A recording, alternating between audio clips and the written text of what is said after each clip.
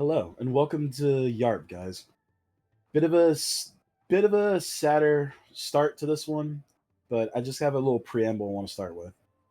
Akira Toriyama, an artist who gave us works such as Sandland, Doctor Slump, and designed characters for RPGs such as Dragon Quest and Chrono Trigger. But what everybody knows Akira Toriyama for, and everybody around the world knows, is Dragon Ball, a story and media franchise that is universally loved across the world. You probably could find a bunch of people who've never even heard of Dragon Ball but know what a Kamehameha is.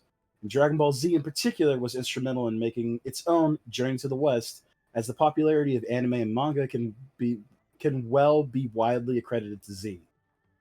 This show meant a lot to me, been the forefront of my childhood, and near dear to my heart. Akira Toriyama, you will be missed, but the legacy of your work will never stop being loved. Can't wait to see you in Netherworld. Thank you. Yeah, the amen. Yeah, rip in peace to one of the goats. Literally one of the goats. Unfortunately, Definitely. this happened not too long ago with you, Slur, and Wyatt. Or Jake, you might be a fan of Berserk as well. When Yeah, Mira passed I'm a away, fan. Mhm. Yeah, it was Yeah, that was different devastating. situation as well because you can kind of say it's similar in that Toriyama never got to finish the story of Dragon Ball Z before he died, but like it was the kind of story that was never gonna have a definitive end. Mhm. It's Well, that's probably gonna why. continue on in some form as well. Well, he Whereas like already. Berserk, it had like an end goal and it just never got to get there. Yeah. It's getting there since Mira's team is taken over. Yeah, Well, and I let's was hope about to they say, pull it off. people could say that like this was like foreshadowed. Well, how long ago was the end of Super? 2018, 17, Bro, if you don't know, just say you don't know. God damn. Instead You of don't like need the fate, loading screen. I was gonna say he Sounded like didn't know to the point that he just decided to fade in and out of reality. So 2018. Okay, When did Super start though? 15, I think. DBS start date. Because if you didn't know, Akira Toriyama was directly involved with the animation of Dragon Ball Super, which was 2015. But the manga was taken over by a different person who he deemed worthy of carrying on the story, which is Toyotaro. Toyotaro. Yeah, Toyotaro. I was almost said Yokotaro. That's fucking not right. Yeah, no, But different guy. way different. While Super was coming out, the Super manga was actually for the like one of the like most prevalent times ever, where the anime was being made before the manga was even being done, because the original creator was working directly on the anime while he was working on the manga, and that entire time of Super coming out, Toritaro's been working on stuff. And when Super ended in 2018, Toritaro continued to make stories for Dragon Ball Super. That's where we get Moro. That's where we get what was his name, uh, Granola and Yes, Gas. Granola. And then Isn't that's that also where we where get we get that's Frieza also Black? Isn't it? that's where we get Black Frieza. So that and Ultra Ego Vegeta as well. Oh, Ultra And Ego's perfect not Ultra Instinct, not Mastered. Those are two different things. Yeah, it could also be really stupid depending on like, how you want to look at it. We were talking with Slur about this before we started recording, Wyatt. But did you know that Mastered Ultra Instinct can give you a perfect Susanoo? I don't think he knows what that means. Oh wait, I thought you were a Naruto fan. Big energy No, construct in the shape of a person. No, yeah, I remember what it can do because of the Vader versus that one guy fight. Obito. Obito doesn't have a Susanoo though. I thought that's what he used with the thing. No, I that don't was know. the Ten Tails. The Susanoo's something different. Mm-hmm. Like I said, he doesn't know Naruto shit. That's Ninja The- myself, Max were the ones who were able to fucking. Yeah, I don't know about watch your Naruto. guys' weeb shit. That's fair. You watch Yeah, your he own watches weeb entirely shit. other weeb shit that we forced down his throat. Yeah. Yeah. I Yeah, mean, I only give him watch credit. Give him I credit. only watch He cool likes- things like One Piece. and Berserk. But yeah, So I don't know if he was experiencing health problems. Probably like there might be something that comes out later that like give like a timeline of it all. But you could say that like he kind of experienced that and he kind of just handed down like the role to someone else. And like I I said, mean, Torizawa's been doing great. Like there's some weird, stupid shit with it, but I feel like it's well, I don't know about consistent, but like I feel like everything from the manga continue on has been like really well received, and everybody says this feels like Akira Toriyama's work, even though it's not him. and also High like just praise. because of how mangakas are treated, more than likely Toriyama was sick. Yeah, 1,000,000%. Like, I unfortunately, remember. this is the sad truth about like mangaka, which is like the dark side of like all of the amazing stories we get. Is they are worked to the fucking bone. Oh yeah, they're like I think it was. I believe Toriyama himself said that he was only getting about 8 hours of sleep a week. No, But I think the one who actually Toriyama might have said that, but I Yeah. remember the guy his name is escaping me. Slur, you might know it. Um, who is the guy who did Hunter x Hunter? Oh, fuck. oh, I'm the trying guy to with the remember. famous picture of him surrounded by Yeah, trash. in Greed Island. Yeah, Oh wait, I'm trying to. He also did a Yu Hakusho. I'm trying to remember his fucking. I can't remember his Yeah, fucking fucking name. Hunter x Hunter, Yu Hakusho. He married the Sailor Moon chick. Sailor I Moon chick. fucking know the dude, but yeah, name. You know, yeah, everybody knows who he is, but he was the one who Yeah. broke it down that like, not counting sleep, mangaka artists have basically 4 hours of free time a week, Yeah. But to and be it's like Jesus. But unlike something like over here in the with the West, aren't they properly compensated for that amount of crunch though? Not all the time. I mean, Nah, you're gonna have to like depends. dig into that if you really want to like make that claim, because you have to consider what is proper compensation for literally you dedicating your entire life, like Well, day in, day out. You get up, you eat, breathe, drink, shit, your work, and then you go back to sleep. What is proper compensation for that? money. For what? Yeah. Anyone who does that, anyone who takes that deal, the money is just what they do to support the fact that they continue to do the thing. Because realistically, let's say I dedicate my life to doing this thing. I'm paid all the money in the world. What good? That just what am I doing with the money? It's just fucking gathering in a pile for other people to use. If I find time to have children, if Well, that's then maybe they'll inherit it. Like that's money why. isn't proper compensation for that. So the idea that's like, oh yeah, it's fine as long as they're paid enough. That mentality, I think, is what allows that to continue. That's why I'm taking such an issue with it. That's fair. Well, Well, also this isn't the first time we had is this discussion too. So it is like, also you're on them passionate about it. to once they've gotten enough money or they finally have had enough of their blood, sweat, and tears put into a thing to finally just stop. But I like mean, I they do said, the kind of praise. person who takes that deal was never doing it for the money. That's why none of them ever stop. That's why they all basically keep going till they drop. Yeah, Akira Toriyama was on that like fucking very short list of people who just kept fucking going. You got like fucking oh man, why am I blanking on his name? Guy who does JoJo. Oh, Iraqi.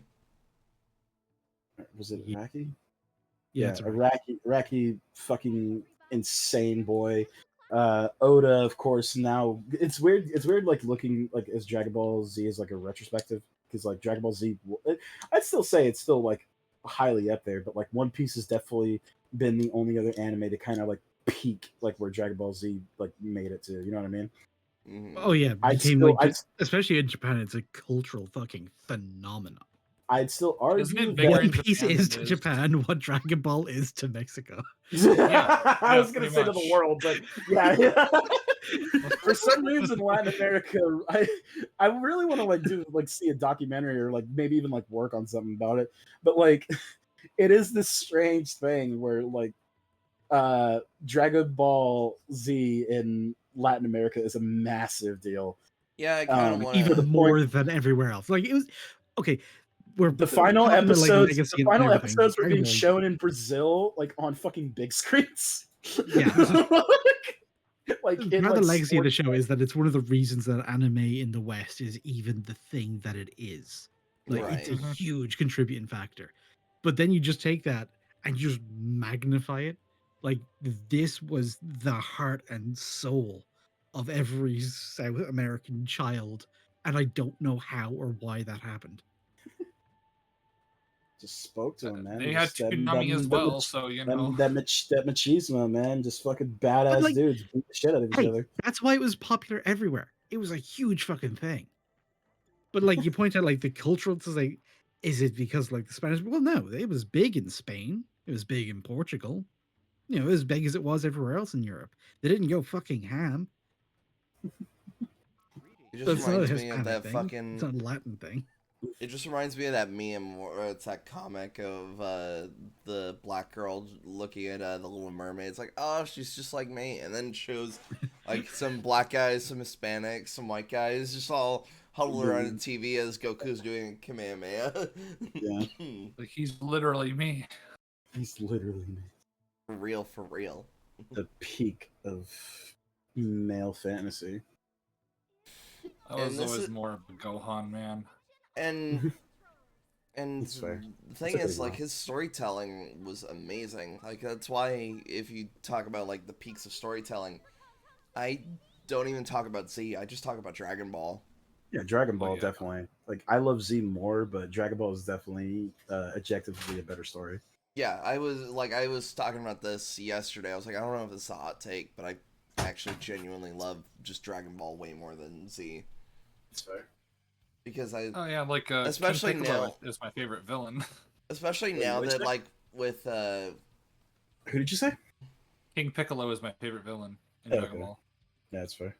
it's why like I think about this especially with Super and how it kind of destroyed Goku's character. It's kind of why I reminisce so much about just original Dragon Ball because like Goku was just a better person back then. Hmm. Well, even in Z though, like the meme of Goku being a terrible father is just a meme. It's not actually true to Well, yeah, Goku's no, character. there's like that whole Mhm. 20-minute compilation of like Goku being a fantastic dad. Mhm. Uh, yeah, it's just something about what Super did, where they just basically turned them. They Well, it wasn't turned the super. Oh, I was talking about the dad thing, but yeah. no, yeah. When in terms of like what Super did was basically make Team Four Star Goku almost borderline canon. Yeah. He doesn't know what a kiss is, even though even though Chi kissed him during the wedding. During the They had a wedding. wedding. Also, Goku, you have two kids. Yeah. It's, which either Good old imply slanderization. yeah, which Mhm. implies that Goku hit it from behind for both Gohan and Goten. No, it doesn't imply that he hit it from behind. It implies that Chi-Chi somehow stole the seed. Yeah. That's what the actual implication is. The implication, he has no idea what intimacy is. Mm-hmm. Yeah, I don't believe for a single fucking second. Not a million, like none at all. Well, that He, makes Uh, that he would not implication have worse married then. Chi if that were the Exactly. case. So yeah, like I said, Super does some stupid shit, but overall though, like Dragon Ball Z is fucking awesome.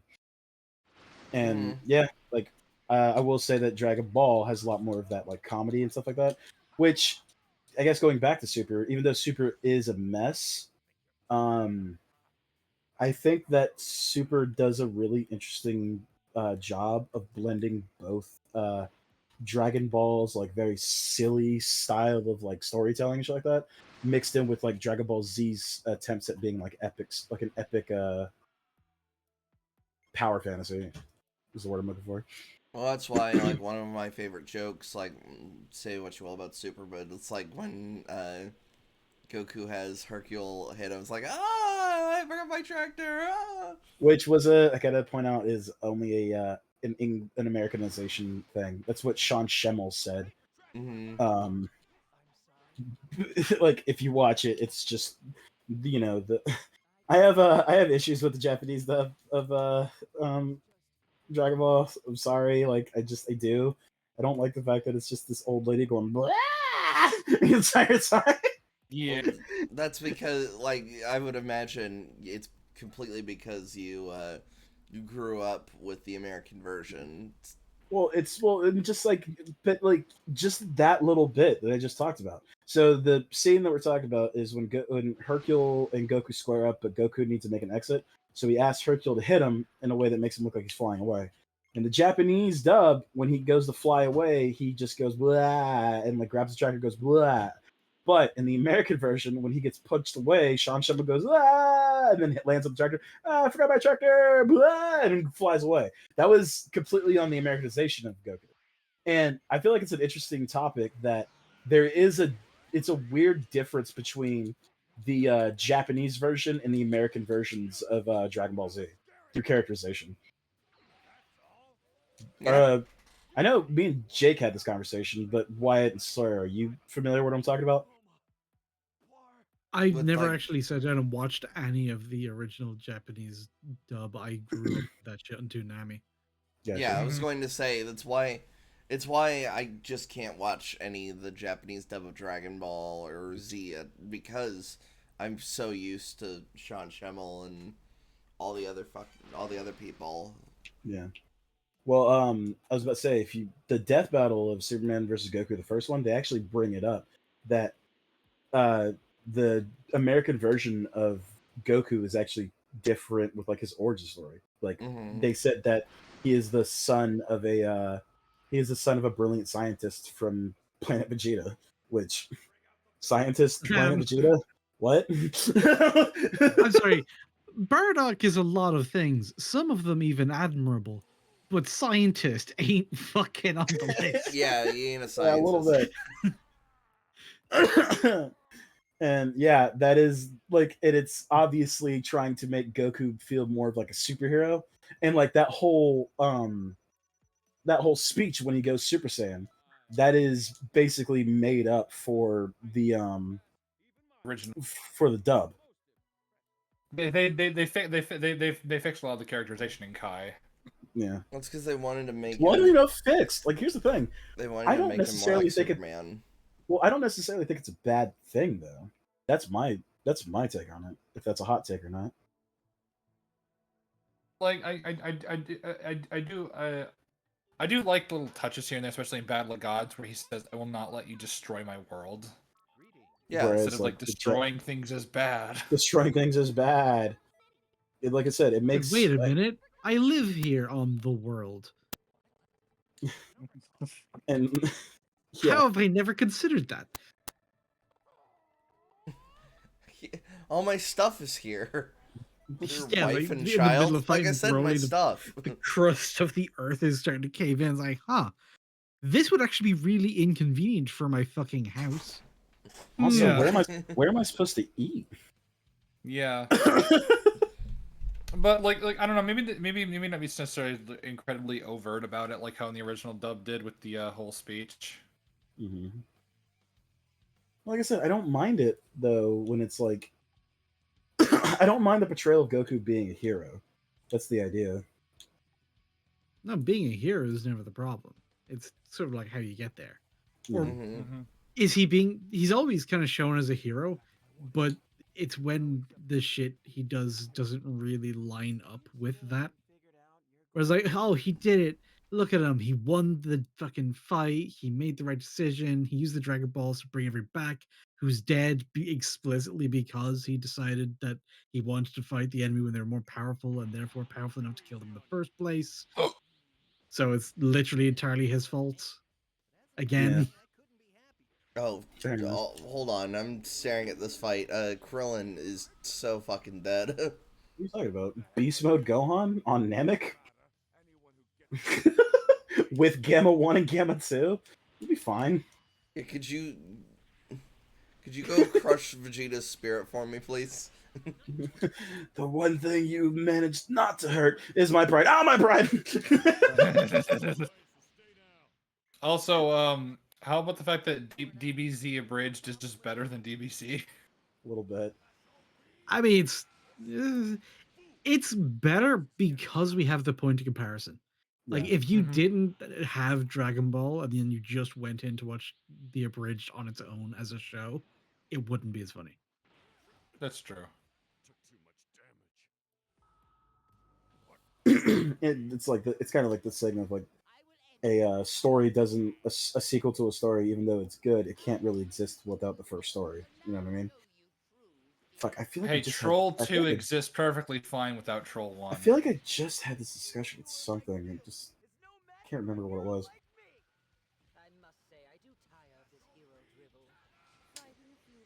But yeah, no, that's a fun point of discussion to talk about. Is like the cultural impact on like Dragon Ball on like actual creators, and I feel like the biggest example we could point to is Dragon Ball Z Abridged, where Well, fans kind of start off as like a very edgy, like silly thing, wound up actually making a really interesting narrative based on the original story, but taking it and twisting it in just proper ways to show that it's still a parody, but still has a lot of love for the original series. Yeah, and to the point that like they fixed a lot of other plot points, like with Android 16. Hmm.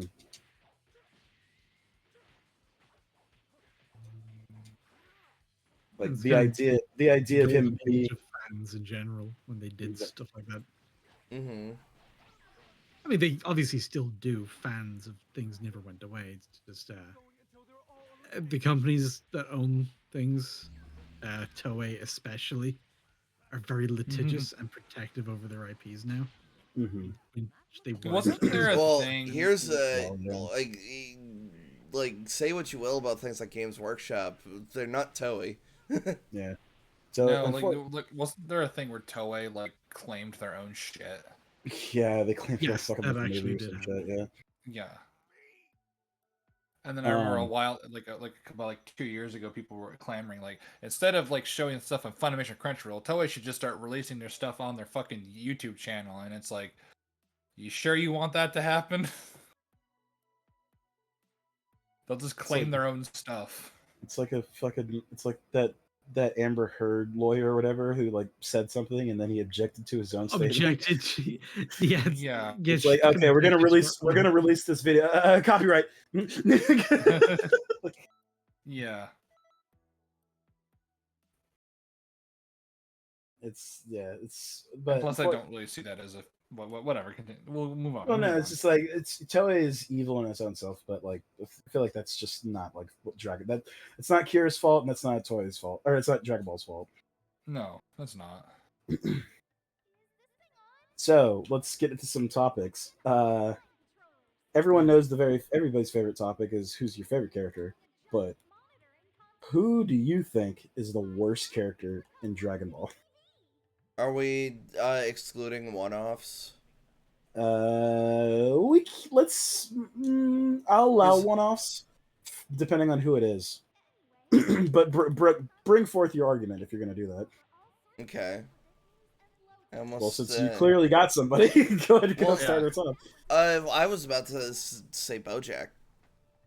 BoJack. Okay. From what was the name of this movie? BoJack Unleashed. BoJack Horseman, right?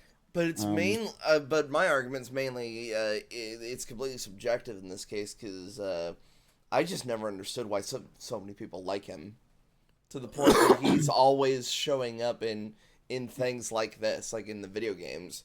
The video games love to keep bringing him back when it's just like I don't think to he's be even fair- been referenced in the like no Well, to- one's even talked about him for Well, years. he's not canon.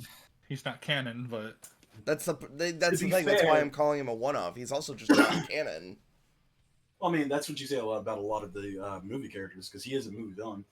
And to be Mhm. fair, this game is about movie villains like being used by the main antagonist.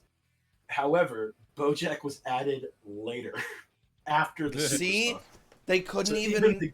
even the game like he's a second hand character behind people like Lord Slug and fucking Perlis.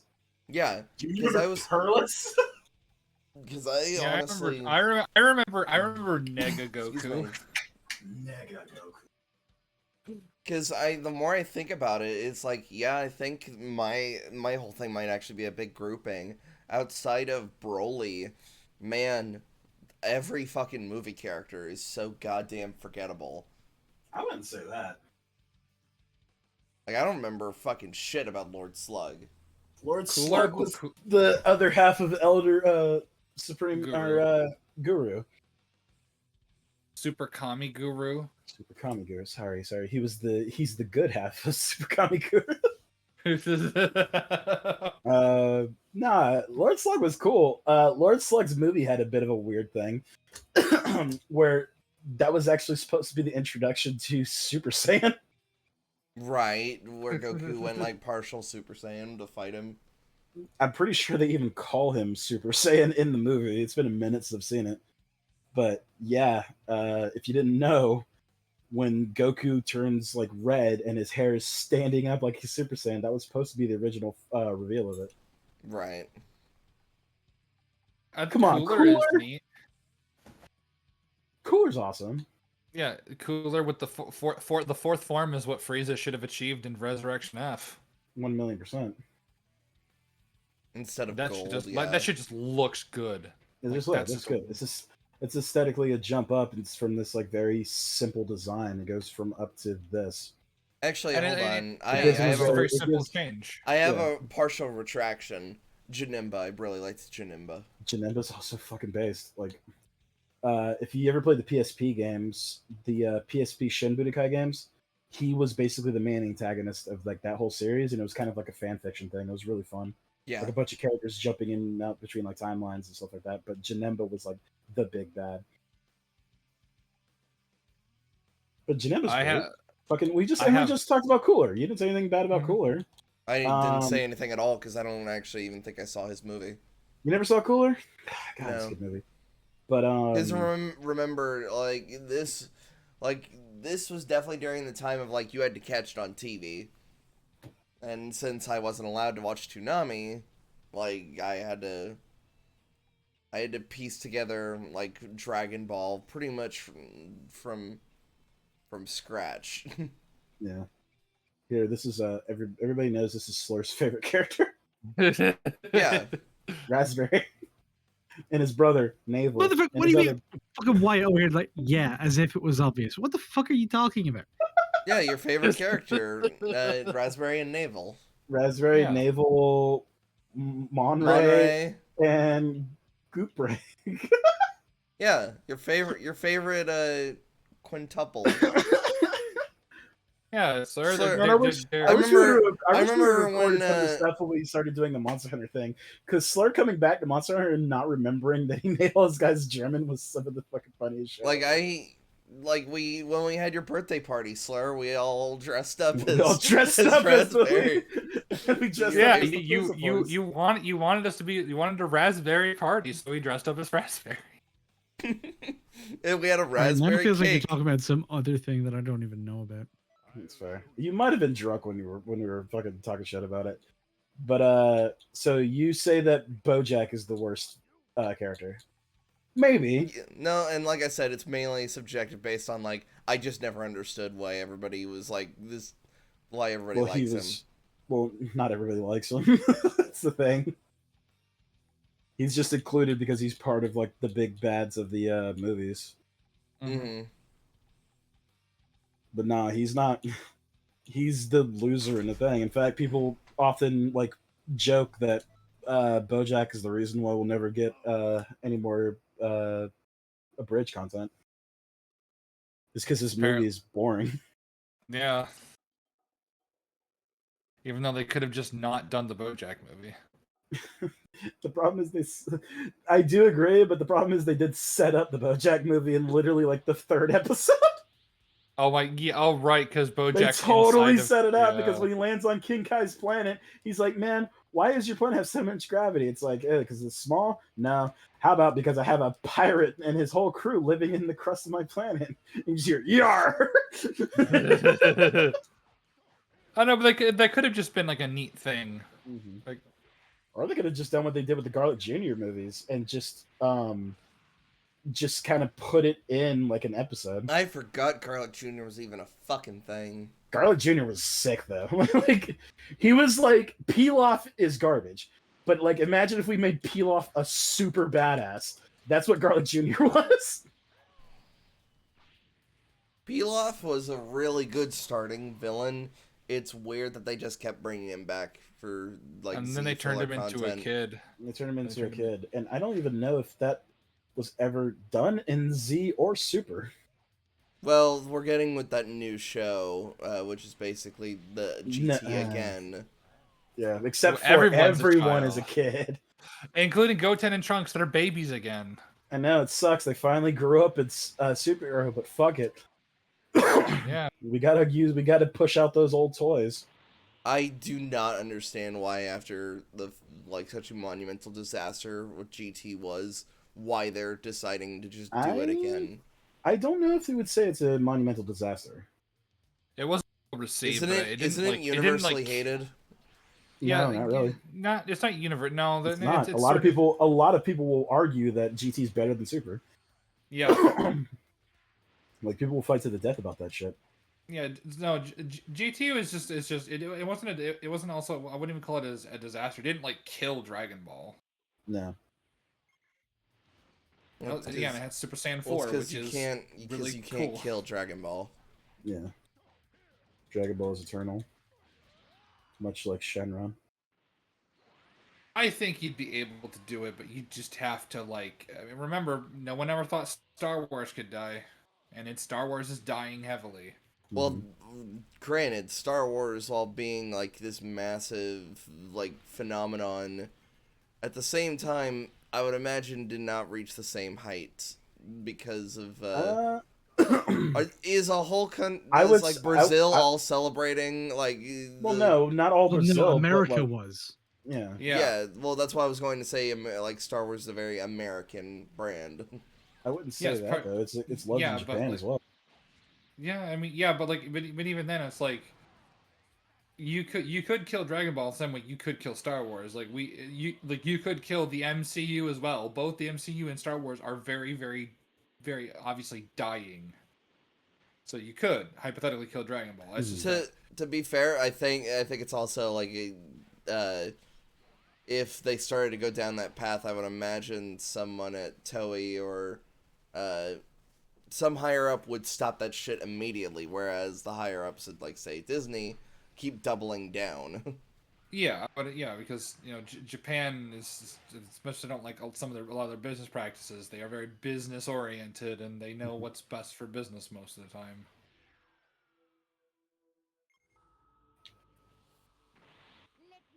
So what would you to continue the topic? Slur. What's, out of curiosity, who do you think is the worst character, Slur? Okay, so I got into Dragon Ball Z like way back when the Namek saga was airing. Yeah. And I got into it and I got into all the characters and all of that shit. And then I kept watching when Namek ended and we went back to Earth. And then you get like a whole bunch of other people that Goku knows.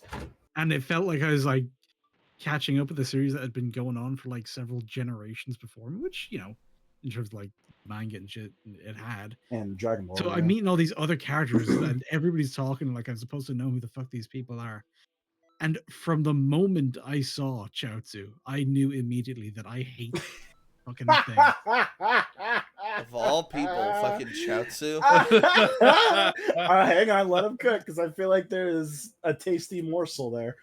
No, that's I it. That's don't. the I whole don't. thing. I can't. From the moment I saw him, my child brain just registered what I was saying. It's like, no, that I fucking hate that. That thing. Whatever that is, it deserves to die by fire. I never want to see that thing before me again.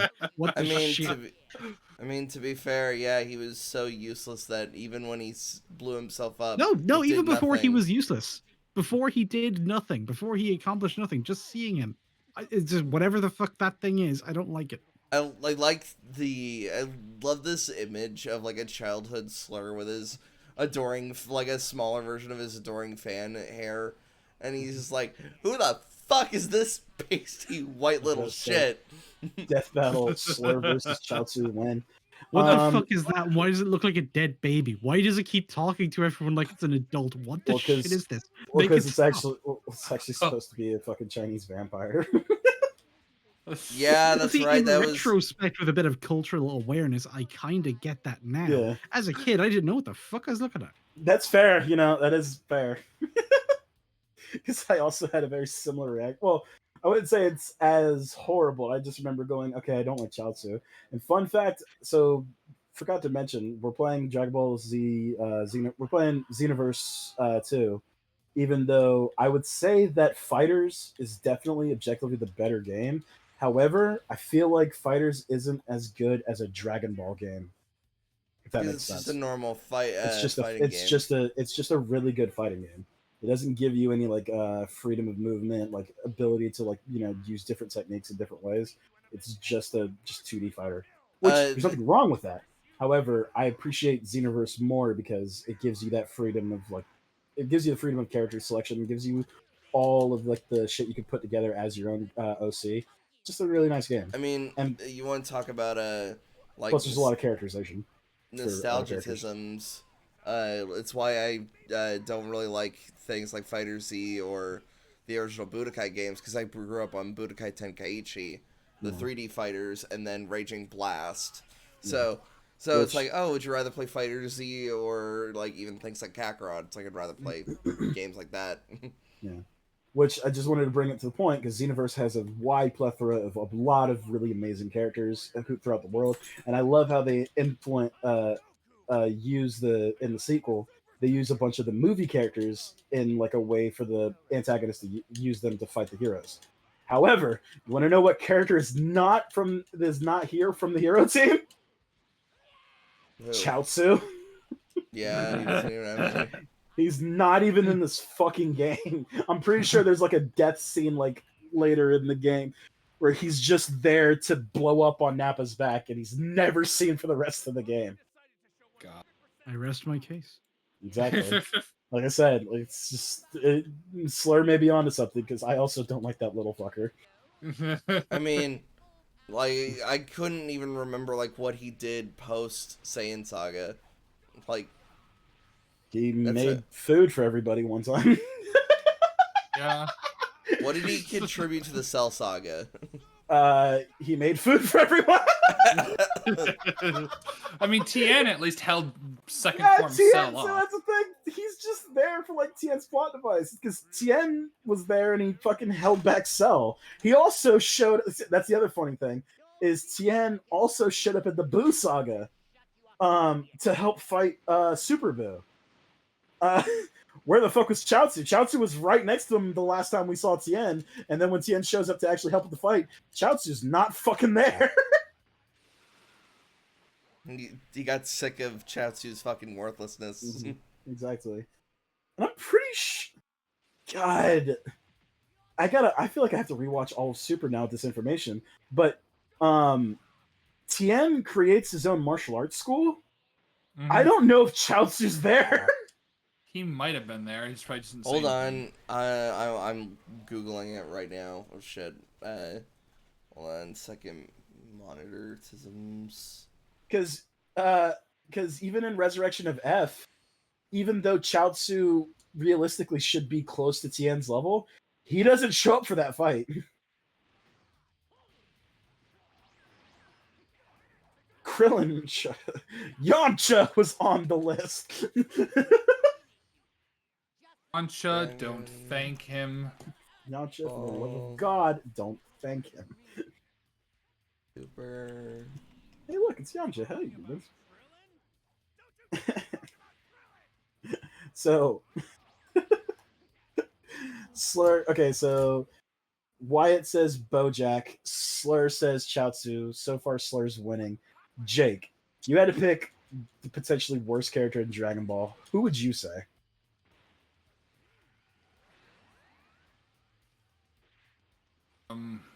I love how this is the image. I'm gonna post it in the chat. So I would so I wouldn't necessarily say this is the worst, but it's probably my least favorite. I would honestly go with Jiren. Okay. No, honestly, fair.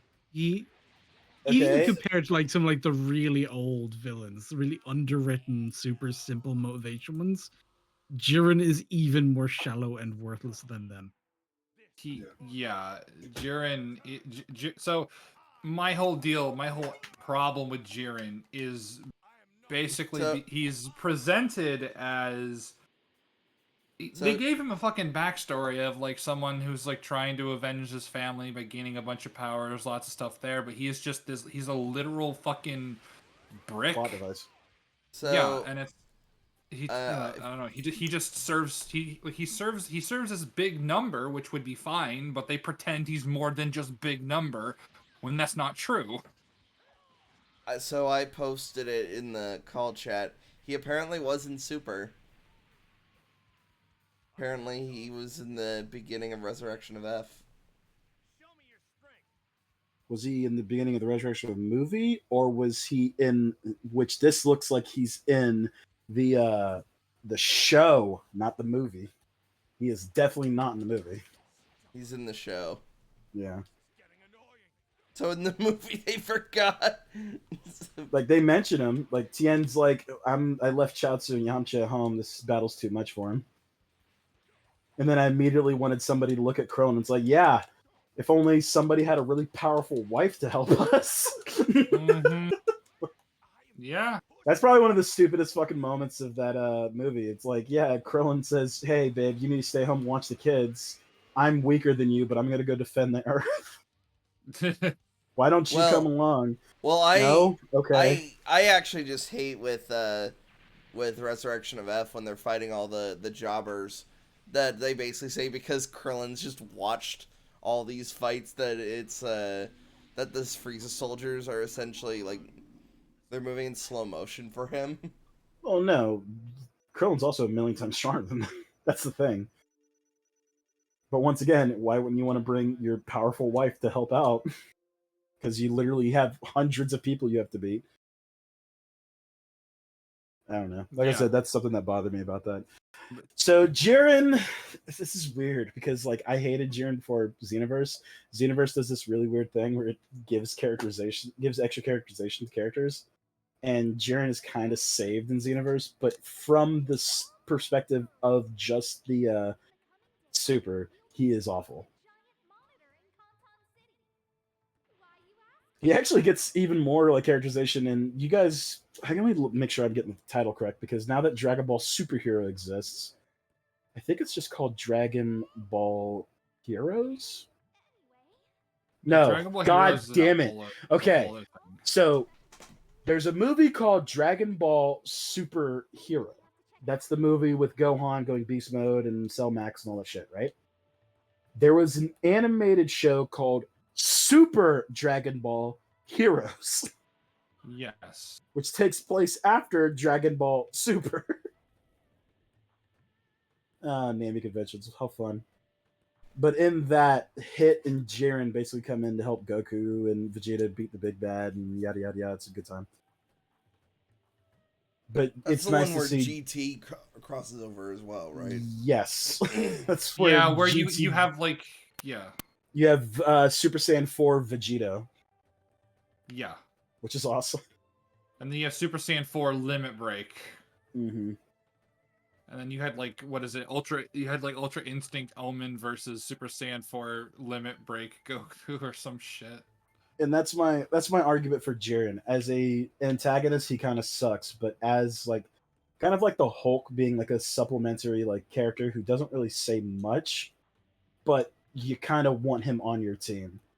That's what Jiren kind of felt like. It's weird to say. He works this as a side character, not as a fucking primary antagonist. Exactly. Yeah, and that's the thing. It's because he gets a chance to talk to people. You know what I mean? Like he gets a chance to be like, "Hey, Jiren, what's your thoughts on this?" It's like, "Oh, well, now that I'm not punching you, here's my thoughts." But yeah, the thing is, I could go to bat for Jiren, Jake. I can't really go to bat for Chaozu or Bojack. No, I mean, yeah, that's fine. It's just that's perfectly fine. It's just with Jiren, I don't know. I don't appreciate them going. Oh, by the way, he has this tragic backstory and he wants to get strong. No, fuck you. Don't lie to me that he has any kind of depth. It's a lie and you know it. Yeah. And this is funny because I was trying to think of one for me personally, and I don't think I actually have a character I think is that bad. I was kind of hoping I would get sparked by like your guys' discussion. But it doesn't have to be that bad. It just needs to be the worst. No, I don't know who to, I know who to pick. So just to get the ball rolling, just to get Max's brain juice going. Not in terms of his power, but in terms of like how one-dimensional he was. Kid Buu. I don't think him being one-dimensional is a bad thing, though. He's literally the incarnation of chaos. He's literally just chaotic, and Right. That's I feel like that. Well, hang on. Let me cook. That gives him a lot of like personality in the way, and that makes him a lot more playful and not one-minded. Because if you remember when he goes to heaven and he starts fucking with people, like there's a couple minutes where he's just like sitting there, and all of the warriors from Otherworld are kind of like messing with him, but he could easily kill them all, but he's just kind of chilling. And then during the fight with him and Goku, like there's a lot of playfulness between the two there. Even though once again, he's like absolutely a fucking horrible monster. Mm-hmm. Okay. And like I also have a really hardcore bias to like avatars of things, and like I feel like Kid Buu is like one of the I think perfect when you're the avatars for embodiment chaos. of a concept, you get a pass on being like a little simplistic. Mhm. Yeah, like But like I feel like, and that's on the character, that's on the character writing and like interactions you get with him, because there are moments where he just fucking falls asleep in the middle of a fight because it's boring, because like he's waiting for somebody to charge up and he's bored. Well, yeah, that's the thing. A simple character is not the same thing as a character that has fuck all going No, that's on. fair. Yeah. Weirdly enough, yeah, in the anime, Kid Buu has more characterization than Jiren. yeah, that's why I don't quite care for Jiren at all. Like, there's a moment where I think Goku does a sledgehammer to him, and his fucking head pops out of his ass, and he starts laughing. Like, you know what I mean? Like, there's you don't see Jiren do that. He'll get jackhammered, and then he'll just stand there and not sell it because he's Brock Lesnar, fucking Dragon Ball. Yeah.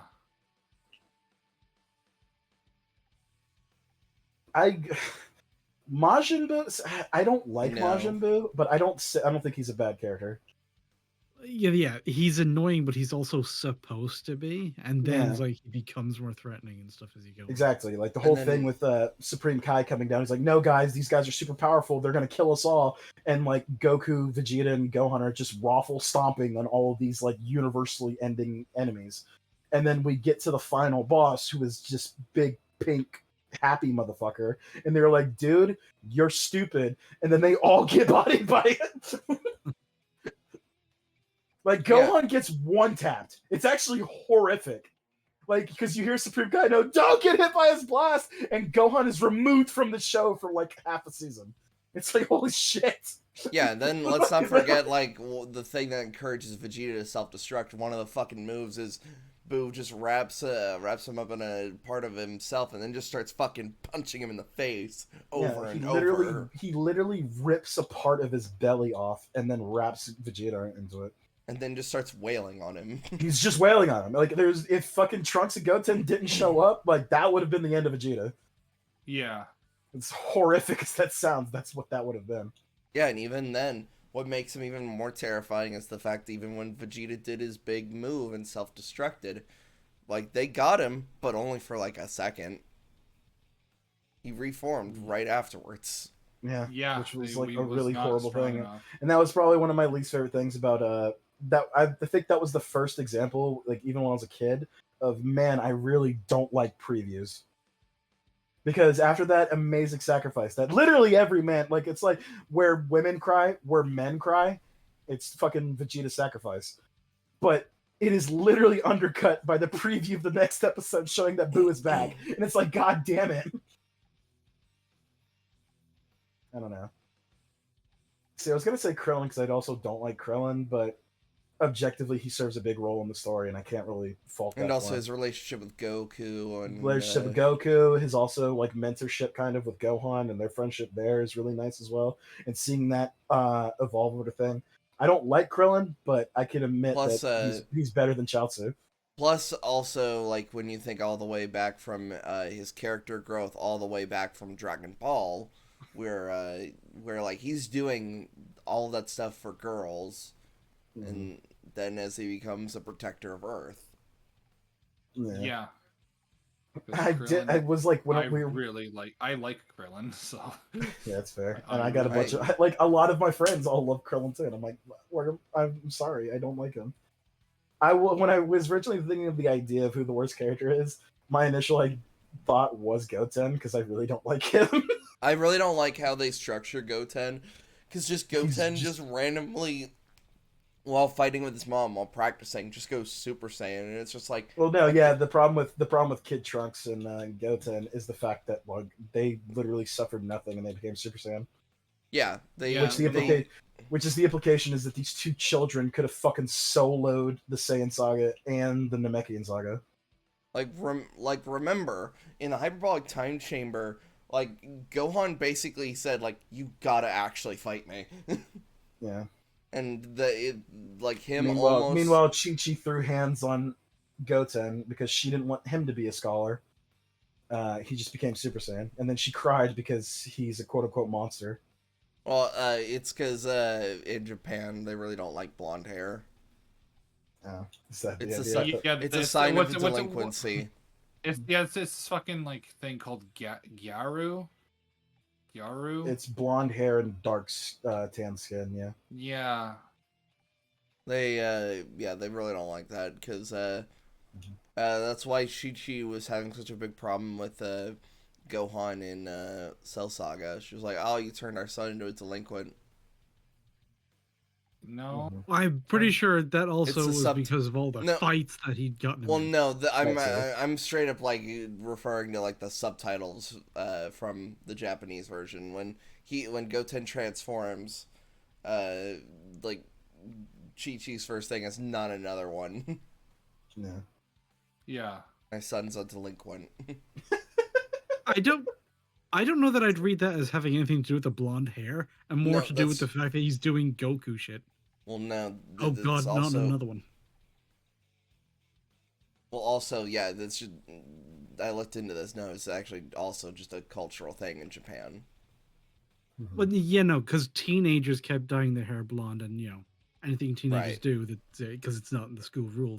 Yeah, it was a whole cultural thing, but I think you're taking this very specific thing with teenage fashion trends and applying it to Japanese people hate blonde hair. They don't. No, it's not that they hate on, because like the whole Gyaru thing or whatever it's pronounced. It's not just an aesthetic. It's also a mindset and a lifestyle. Right. Yeah, but it's also not just blonde hair. Yeah. It's basically like fucking party girl, raver girl, fucking slut get up. That's just their version of it. Mm-hmm. Yeah. It's not about being blonde. It's about the fact you look like a whore. Yeah.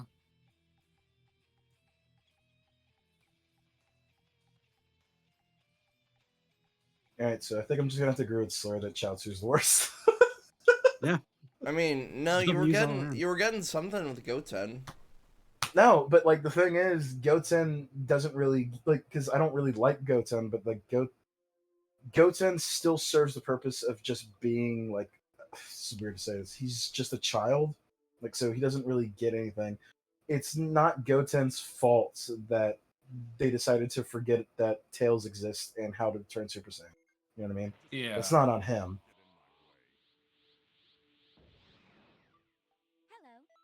So I don't know. I can't really say because like I'm trying to think of like characters who actually like partially like ruin the story, but I feel like for most part they get some really good characterization outside of that. So like because one of the ones I would point to would actually be Zamasu and Goku Black. Mm-hmm. But the thing is, story wise, it doesn't make sense, and like what they like do for time travel shit like that is really stupid. However, I feel like it's outweighed by like how menacing of a threat they are. Like the concept of Goku being evil and not knowing his powers and inadvertently fighting him and not finishing him off helps him discover how how actually the depths of what he can do. Mm-hmm. Like towards the end of it, like he is like unstoppable. And then there's the there's the Dragon Ball Heroes thing of what if it was actually Gohan Black, Oh, I didn't know about that. but instead of the usual Zamasu thing, Gohan saw what Zamasu did and realized the mortals need to die forever. Trunks, he was right all along. That sounds Dude, stupid. Dragon Ball Heroes is notorious for just being the most fanficky, retarded nonsense. Yeah, there's like a super big, not Broly looking motherfucker who's definitely not Broly, but he's like this legendary Super Saiyan. And instead of Oh, you becoming mean a like great, Broly? yeah, but instead of going like a great ape, he actually just becomes massive. So like imagine like fucking like imagine Broly the size of a great ape and how horribly like stupid that is, but also how horribly like oh my god that's overpowered. That's also Mac- kind of how Super Broly ended. You remember, like, he was in base form. Well, he's in super form, but like his body was just getting larger and larger. He was almost the size of a great ape by the end of that fight, and then he gets zapped away and he goes back to normal size. He looks fucking tiny. Yeah. Max, how do I go through these fucking like goddamn portals in Xenoverse 2? Because I'm like Walk flying onto through them. them and they're not taking me anywhere. What do you mean? Are you physically trying to fly through them? No, it's an interface. You lock on and then you hit a button. Yeah. Oh, okay. It's been a minute since I've played this game. Fuck, I thought they were an actual door. Motherfucker thought No, he was like, yeah, "Let me I go didn't through it." remember how to go through them.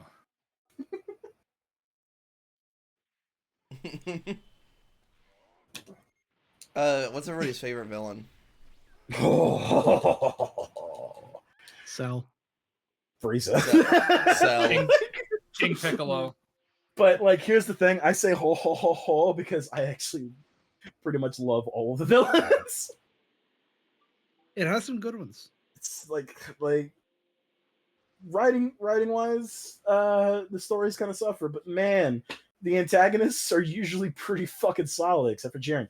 But like even like Android 19 and Dr. Gero, like they were fucking scary. Yeah. Until Vegeta showed up. But yeah. Well, that's why I really like Cell just because of just how utterly terrifying he is as a villain. So do you like him? Like, so do you? Okay, so I guess because I also love Cell too. So I guess the more interesting thing is, who did you say, Jake? King Piccolo. King Piccolo. It's a pretty solid choice though. Yeah.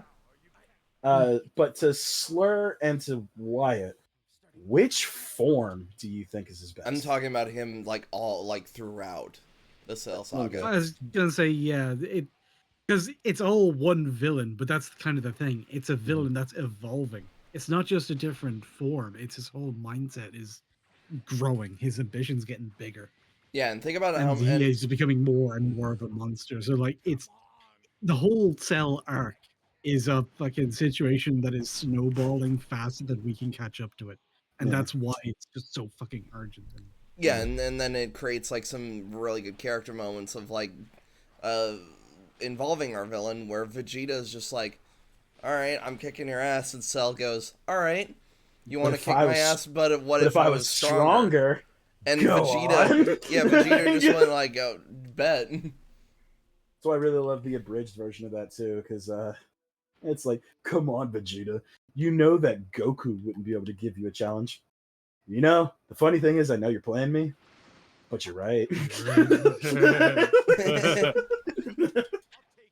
I mean, also like abridged has one of my favorite moments of Vegeta sitting in the water is like this pride I feel, but it's supplanted by all this unyielding rage. This is a new feeling I have. Pride in another. Unfortunately, it's being overshadowed by all this unyielding rage. And also, like how Cell killed quite a lot of people even before our heroes met him. He cleared out a whole fucking city. No, he cleared out whole cities. Yeah. He was wiping shit off the map. Yeah, because he was just eating them. Yeah. Well, eating them through his tail. No, I was just gonna say, yeah, no, the dude had a whole fucking province of the country for breakfast. Mm-hmm. Now, to be fair, there's a lot of civilian deaths that happen. It's just never highlighted. Like while we're waiting for when Vegeta and Nappa first get to Oh Earth, yeah, they wipe or out like a for major things to city. happen. Yeah, Yeah, no, they killed like mad people. It's just like and the Nappa, main people we care about aren't doing anything, so it doesn't yeah. feel like anything's going down. And don't forget, Nappa solos the world's military. Yeah, Like he just to wipes kill out a time. whole navy, a whole air force, the whole ground force and shit. He just fucking goes ham just to kill time. So yeah,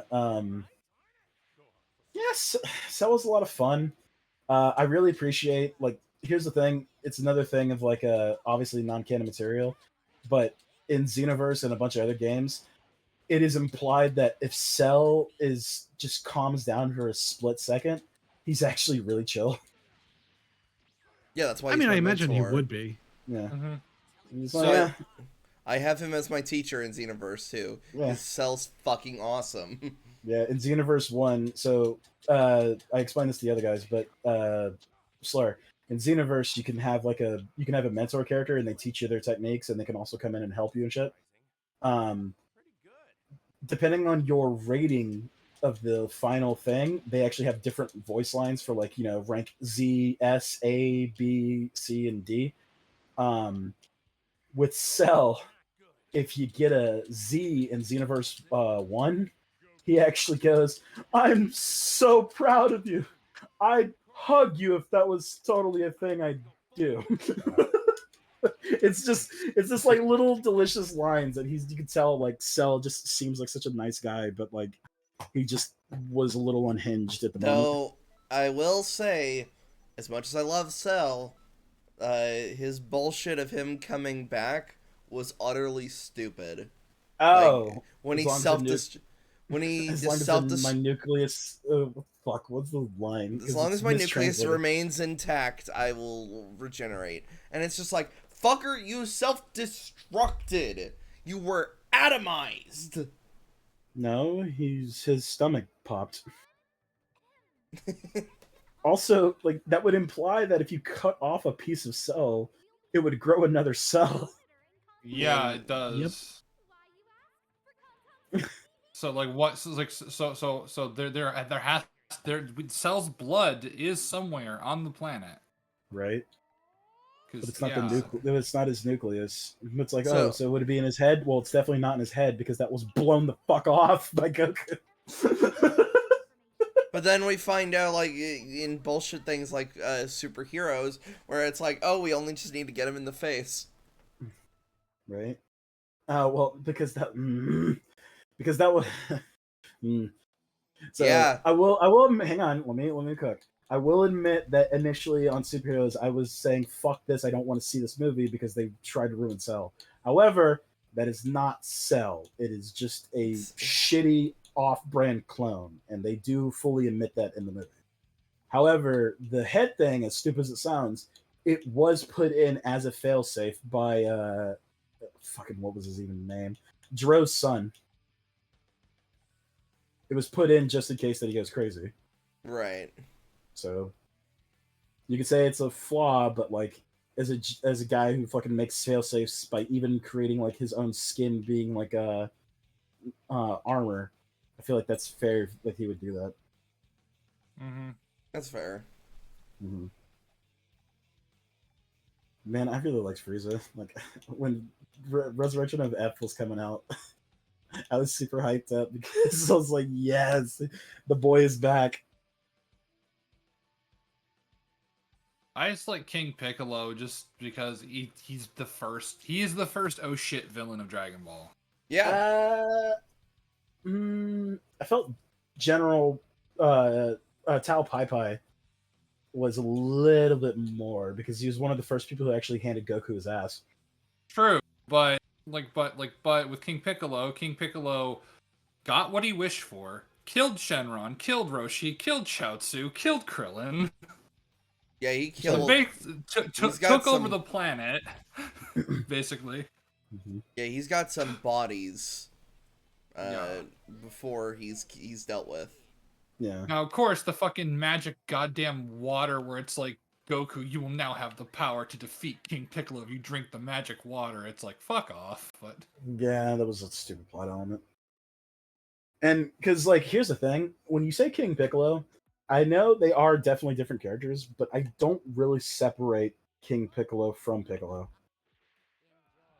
yeah, So, like, they are definitely different people because, like, just attitudes and shit like that. But what I'm Mm-hmm. saying is that, like, I count like the King Piccolo fight alongside the fuck with like the Piccolo saga where they fight in the tournament afterwards. yeah. But just specifically, like, just that initial King Piccolo arc where, King, where it's like, I don't know, might be a hot take. I think it's the most, it's the best finishing blow in Dragon Ball when Goku with the one arm Kamehamehas and like just punches his like literally punches through King Piccolo's sternum. That Yeah. was Like a he's just yeah. They even That's a recreated shot it in that GT yeah. for when he defeats Android 17. yeah. That's why I have that. I used to have that image of Goku going through King Piccolo as like my phone's lock screen. I fucking love that shot. Mm-hmm. Yeah, Good shit. I just really, really like King Piccolo. He's just he is super evil, and he just does not care. Oh yeah. Because yeah, what was his motivation? He's like, nah, I just want to be a tyrant. It's like fair enough. Yeah, He's evil and he loves it. Loves it. You yeah, gotta respect it.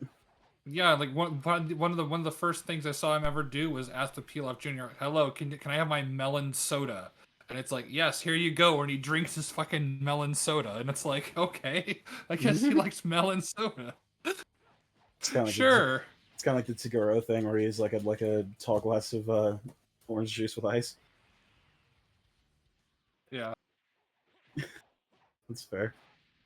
But that's what I'm saying. Is like Dragon Ball has that like thing with like all of the characters having their own like little things where it's like you get a lot more characterization for like the characters just beyond like being I'm the bad guy. Like you get like little things about like their insecurities and like what they like and shit like that. You don't really get that with like a lot of media, especially nowadays. Like the whole thing with like Goku Black and Zamasu just chilling and drinking tea. Like they could be fucking continuing to wipe out people, but no, they're just having a nice little chat and chilling out. It's just a very old school style of world building where you want it to seem like the show is continuing off the edge of the screen. Yeah. Like when the camera pans to a fight over here, all of the stuff that was happening over there is actually still going on. And when we catch up with those guys, you know, there may have been development. Whereas, Hmm. actually, I even said it earlier when I said when I got into the show, and then after Namek, you get back to Earth and you start the next fucking saga. Yeah. It felt like I was watching something that had been going on for fucking ages already, and that's a really cool thing. Whereas I think a more modern way of writing things is to be very afraid of that. You never want anyone in the audience to not know a single piece of fucking information. So every time you an audience or you're making a new thing, you fucking scrap it. It's like, okay, brand new universe. We're doing our Spider-Man. We're doing our Batman. We're doing our fucking thing.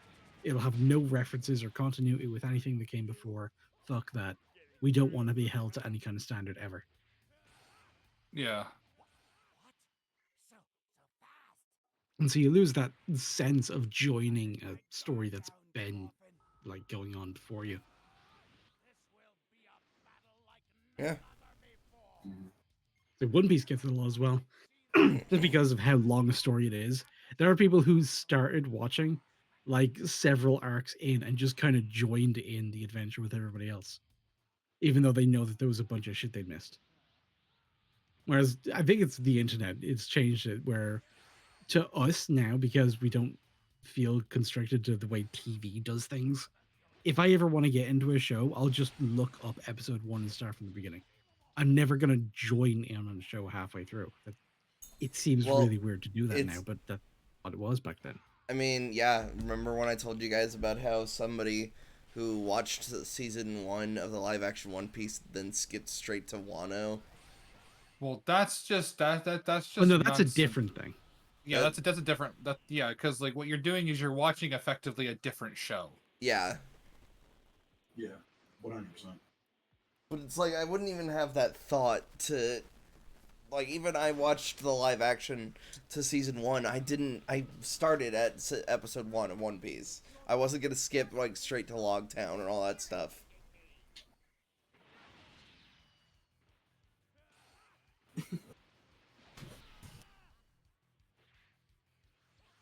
All right, favorite moment from Dragon Ball. There Uh are, and when it comes to amazing fucking moments through all of the series, there are a billion. like, I'm but going to it go just, simple with this one. Uh I think it was Kami who at the end of Dragon Ball was like, "All right, Goku, I can make you you can be God now if you want." And Goku just does the thing of like, bleh, and then just runs off to go get married. oh yeah, That's why, like, that's big why checks. I was saying, like, because of all the stuff with Super, I kind of it's made me appreciate Dragon Ball even more. Mm-hmm. I mean, I'll give the cliche response, but it's the response that I think it's pretty indisputable because it's an actual fucking moment in cultural history. Yeah, Is Super Saiyan. Yeah, yeah, Yeah. one Like million percent. the cultural impact of that became like the bedrock for like a generation Everything. of like teenage boys. Mm, It was Yeah. such a big fucking moment in culture, and because it was pre-internet, none of us knew how big a moment it was until like we got older. It was like, oh my god, everybody else was watching this shit too. God damn.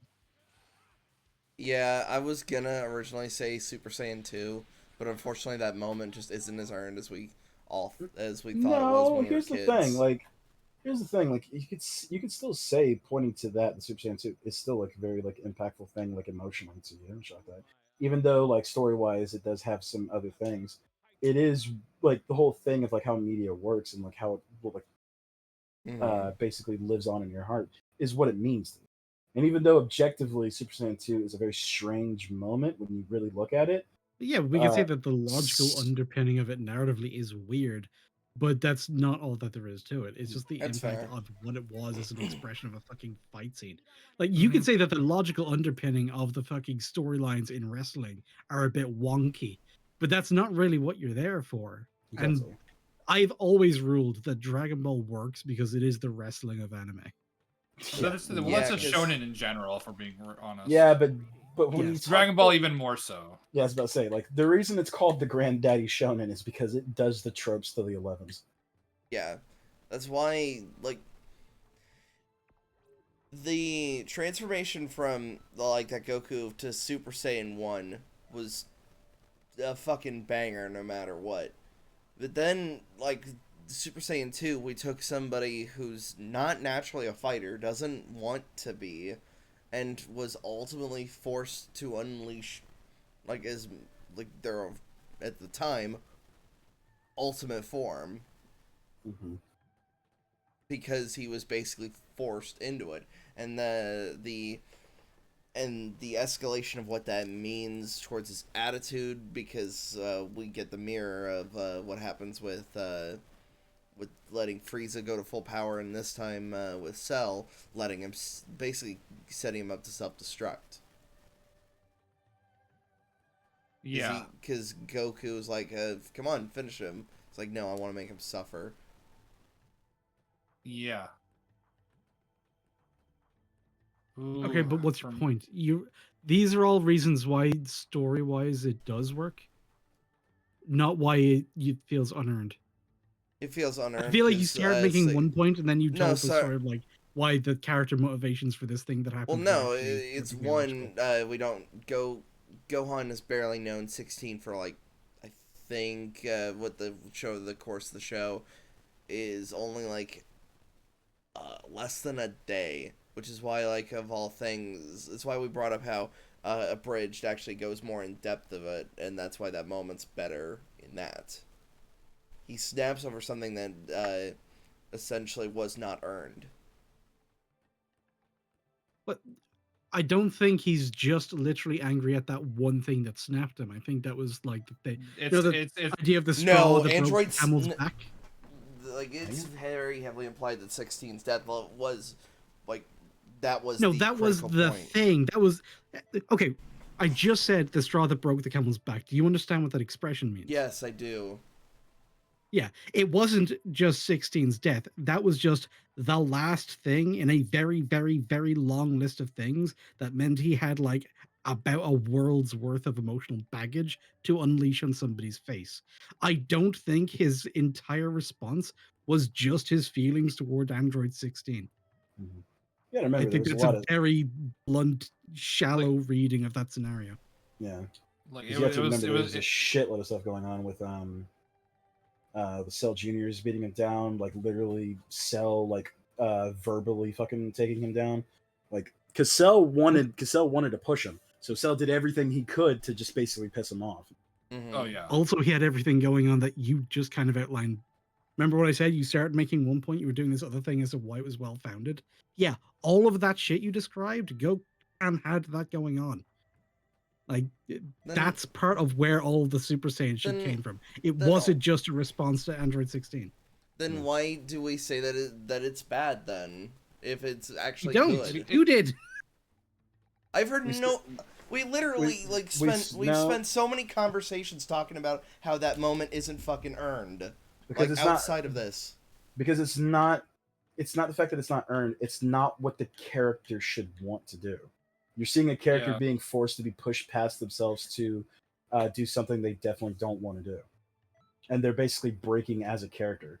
The issue that comes with it is everybody thinking this is a good moment for Gohan, when in actuality this is a horrible moment for Gohan. That's the fucking that's the quote unquote problem with Super Saiyan 2. Is that Yeah, that's And it's a tone problem. yeah, well, it's Yeah. not tone problem. It's just I don't want to say it's a character assassination, but it's like almost as like a character death in a way, where when he becomes Super Saiyan 2, he is not the cute kid who doesn't hate fighting, who hates fighting and just wants to learn shit. At that point, he is a monster, and you see that with the dismantlement of the fucking Cell Juniors, which was heavily censored in fucking America. I don't even know if that fucking episode happened. It Because, like, happened. Oh, no, It I happened. don't think it Like- was censored in. I think it's the UK that manages like the distribution of like broadcasts. Like, yeah, over here for that. yeah, Japan the and episode, stuff. yeah, It was not censored. yeah. I was You gonna say got green the blood splattering everywhere, ripping fucking limbs off and shit. literally kicking a fucking Cell Junior's head off. Yeah, in the fucking American version, they just popped. So whenever he hit one, it would just Then- pop. So like, then, you know- but in the fucking original version, he is literally ripping them apart.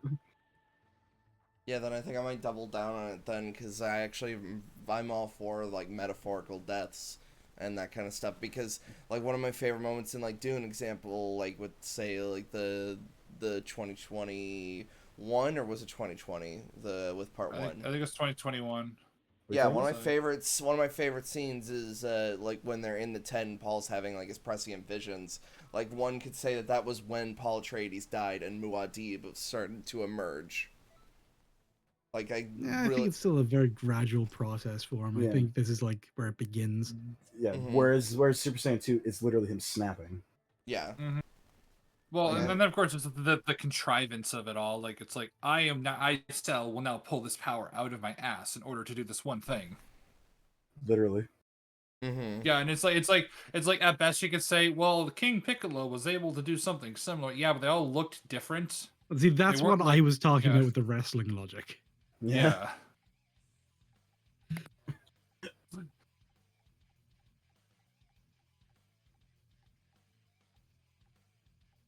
Um.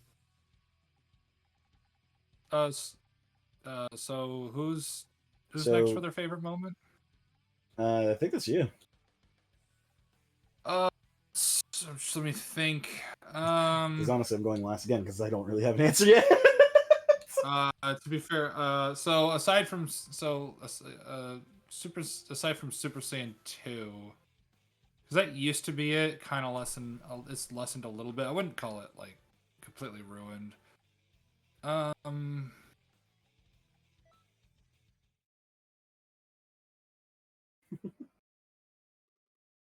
Like I said, there is like literally billions of moments.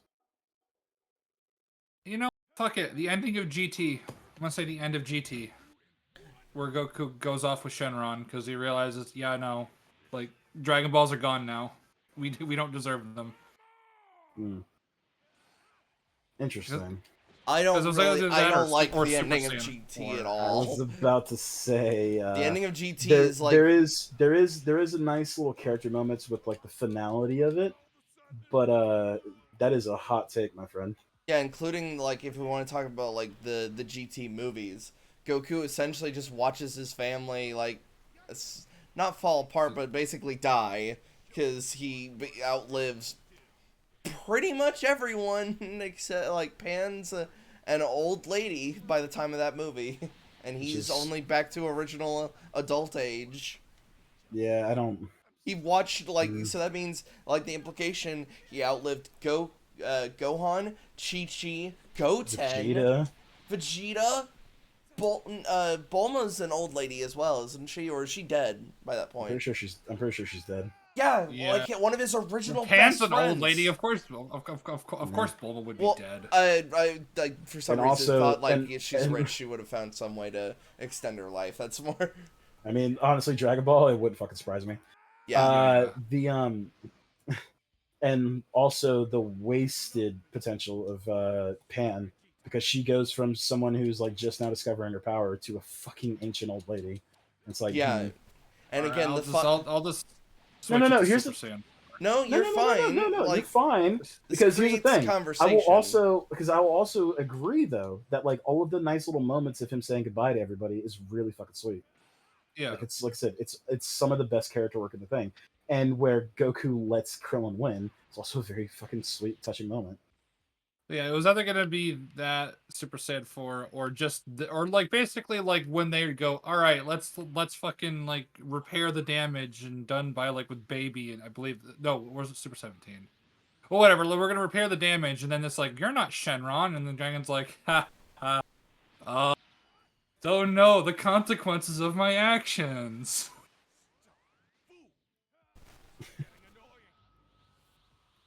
And then the Shadow Dragon stuff could have been so good, but it Could have really been. wasn't. It was really strange. Yeah. Hmm.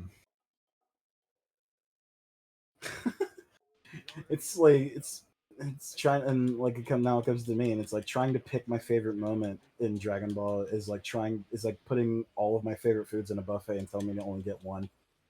But this is gonna be cliche because it's one of the newest things. But honestly, I really love Broly's transformation. Yeah. Well, that's because Super Broly is nothing but an improvement upon the character. Yeah, and Because like I didn't. It took like all of us. We watched my reaction in real time as we talked about original Broly and how I thought he was just so fucking cool, and it turned out it was literally the Vegeta in a bridge. Like, oh my god, he's so goddamn cool. But it's But like, he's so lame. but That's he's so cool. lame. Yeah, because it's like Yeah. I originally thought the not standing Goku's crying. I originally thought that was like a pretty decent backstory, mainly because What? like, well, we've had this conversation. well, I mean, I I'm trying to explain why I think this is my favorite moment, but like now you just said something completely fucking sidetracked me. What the fuck are you talking about? We Yeah. had this. We talked about this when we were of the two Well, backstories. I wasn't mic- there for it, so could you rehash? Also, your Also, microphone yeah, is you've sunken down into the popcorn bucket and you can't hear you anymore. you've fallen into the home for infinite losers with your microphone. Yeah. Unfortunately, Wyatt, for personal reasons, you are going to Brazil. There, I fixed it. Okay, there we go. No, it's just we talked. But you think that I Kakarot thought. crying? Now, hang on. Oh, you said you thought. Okay. Yeah, we talked. Like wonder- that's why I was saying we talked about this. So you I, you clearly forgot the entire yeah, conversation. clearly forgot. So let's go ahead and go for it, because I honestly think anybody who thinks that is dumb. But let's rehash it. I originally thought like old Broly's backstory was like pretty on point, but that's because when I was a kid, I just pretty much had almost that Frieza mentality of like, yeah, Saiyans are savages. Of course, they would have issues of a baby crying, like they would hold that lifetime grudge. Yeah, But it's like, but here's the that sentence, of course. No, yeah, that tracks. Of course, they would fucking hate a baby forever. okay, hang on, There- slow, there's hang on, slow, no, hang on, my slow, hang on, logic slow, was hang on, like, slow, yeah, hang they're on, slow. Saiyans, they're mindless savages. Like, Okay. All right. So like, I know. Okay, I know you said you've reneged on this position, but just for the sake of the stream, I want you to kind of hold on to this position for a minute. Hey Wyatt, what triggered Broly? in in which version are we talking about? We're talking Super about Broly, the original Z regular? version where Broly's backstory was there was a baby next to him crying, and he doesn't Yeah, like that baby. Yeah, he found. So what triggers Broly to destroy a whole galaxy? By the way, Yeah, he hears Kakarot, the person he held a lifetime grudge, and how does he know Kakarot's name? because he was in the pod. How does he know As a Kakarot's baby. name though? How does he? Don't ask me on that part because they I know. basically It's trust. really They stupid. trust. It's Hold really on, stupid. but that's another part of like why Saiyan society is fucking stupid. They basically send a baby to be able to conquer a planet. Well, When because it's like he doesn't even know because, he doesn't know his shapes or colors. How the fuck is he supposed to conquer? well, no, a planet? it's And no, yet it's, it works. no, it's implied in Super Broly that they actually do have cognizant ability to know who they are, and the reason why Goku forgot is just because he fucking had head trauma when he landed. Mhm. But they are, even as babies, able to basically comprehend things. But and of course they're Saiyans, so they're like naturally. It's kind of like the thing with Keep the in mind, Viltrumites and Kryptonians. They and are as like I- naturally better than literally every and- other race in the And universe. as I besides, said, like, I don't Frieza. think you caught on to this. This was like teenager thinking, where I didn't Yeah, I know. really understand character motivation, all that stuff. Yeah. Especially as like somebody who consumed, like me reading the Dragon Ball Z manga was like my first like proper like go through of the story, because I like this, like, you know how you talked about how there was just some shows that you could only like pretty much watch bits and pieces of, like Courage the Cowardly Dog, as we brought up way long ago. That was me with Dragon Ball and Dragon Ball Z. I'm like, oh, I don't know what's happening at a given moment. So when I reread, like I just read through the Dragon Ball Z manga, like that was a very different experience. Yeah. So anyway, So, Broly going like legendary mode in first time going Super Saiyan.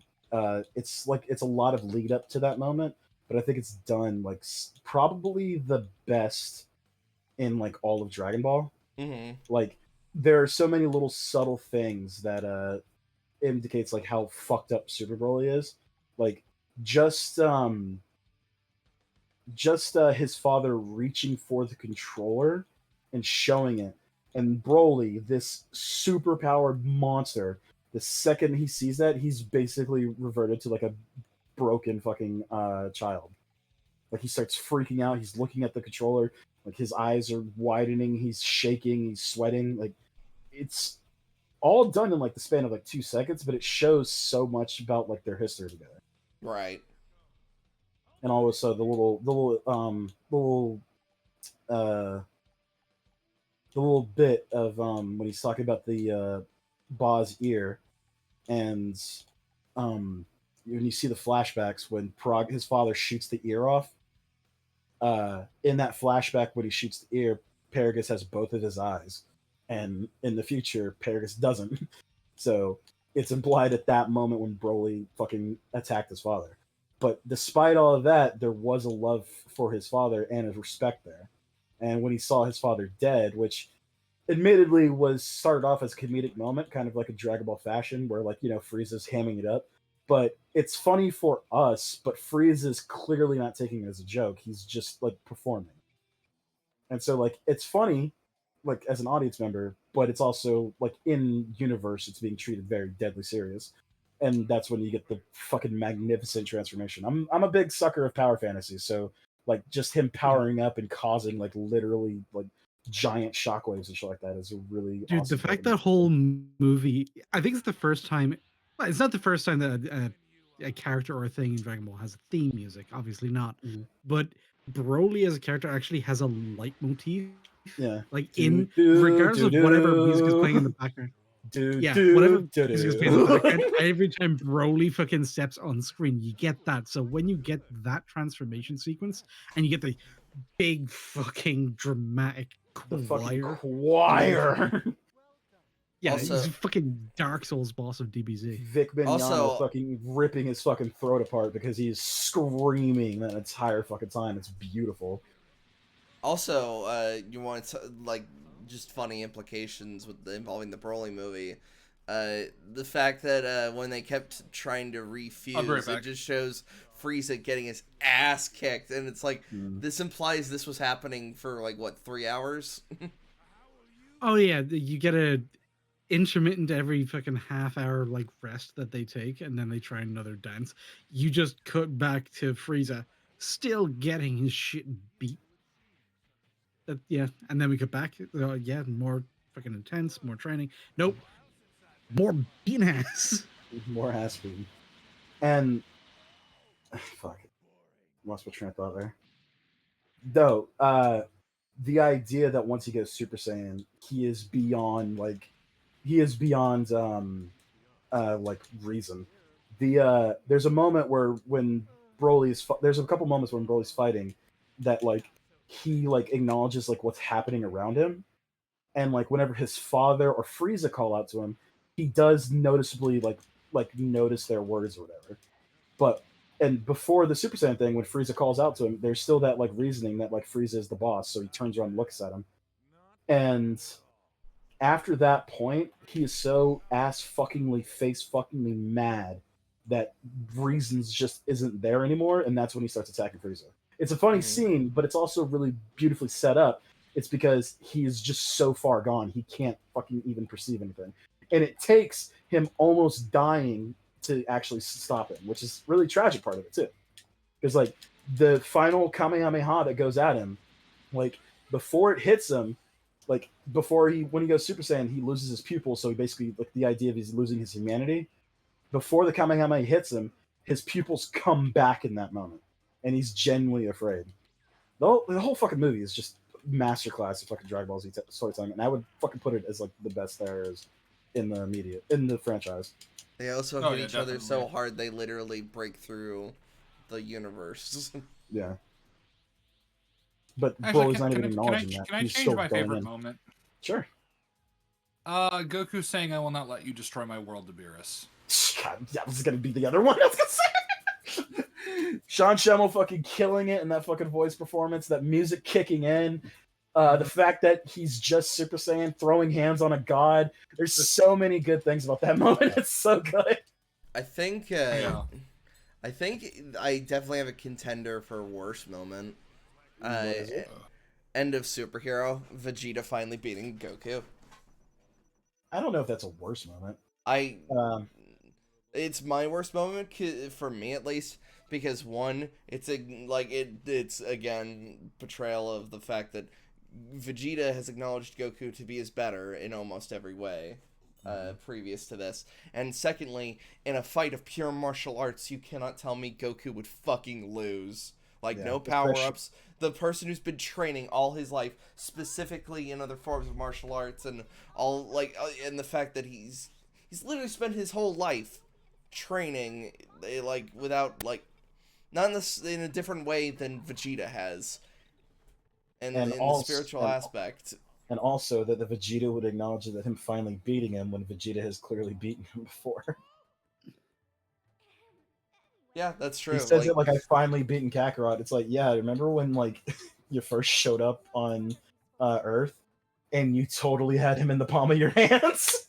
Yeah, But that's how how it it took. can because Yajirobe ruined it for him. Well, no. Well, Yajirobe ruined it for him, but still, Goku was done. Goku couldn't fight. Goku couldn't even stand up after that point. Yeah. Like, he is on the ground for the rest of the fight. It is literally Krillin, Gohan, and Yajirobe fucking holding back Vegeta.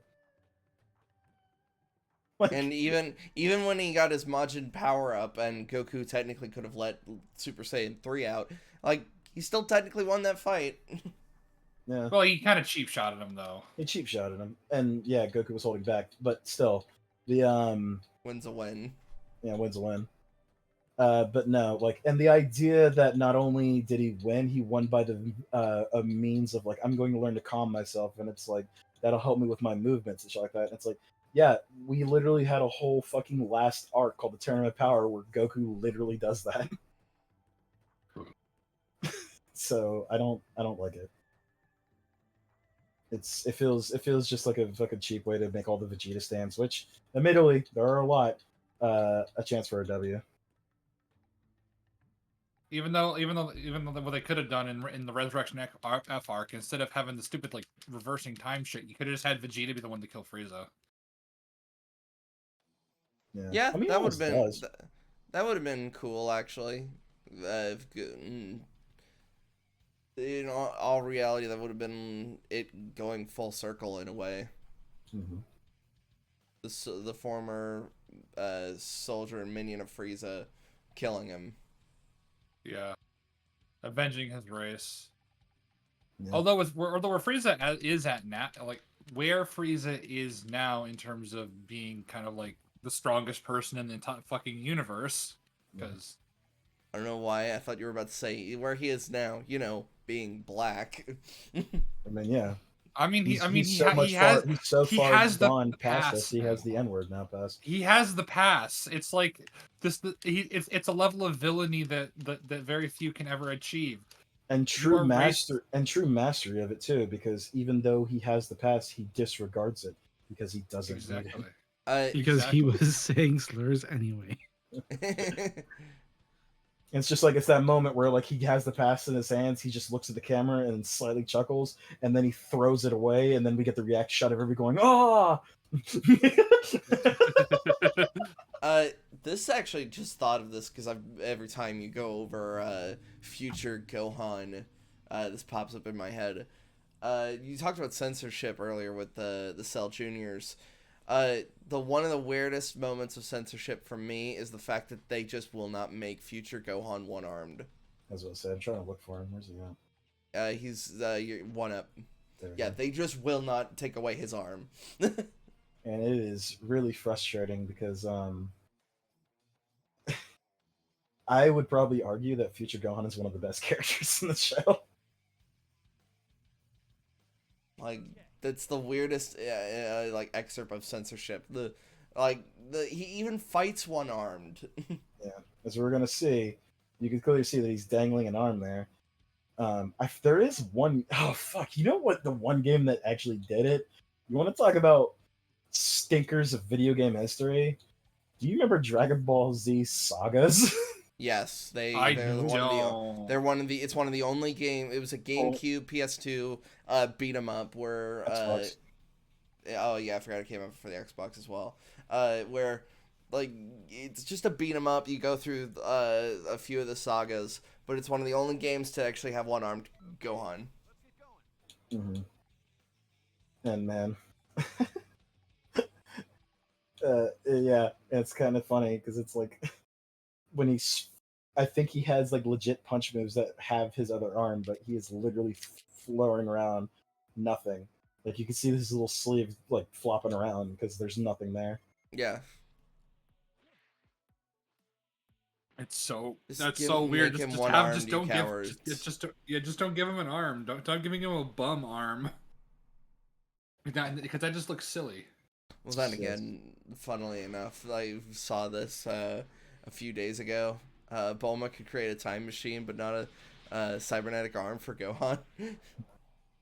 Gohan just puts his cybernetic arm in Trunks and goes, "I only have one rule." Well, I mean, we also Everyone this is fights, no Bulma. one quits. no one quits. You do your job, or I'll key blast you. Or I'll chop you in Like, the back of the neck myself. Well, I mean, this is also thirsty MILF Bulma. You know? Well, I actually think I don't remember 100% about the original movie. I'm pretty sure she actually was thirsting for Gohan. I mean, like, well, Maybe it's because Gohan, he's like the only eligible bachelor. and you know it's Gohan. because lol, everyone's dead. And Fancy, even for fancy, her no age, man, parents. Bulma's still looking pretty fine.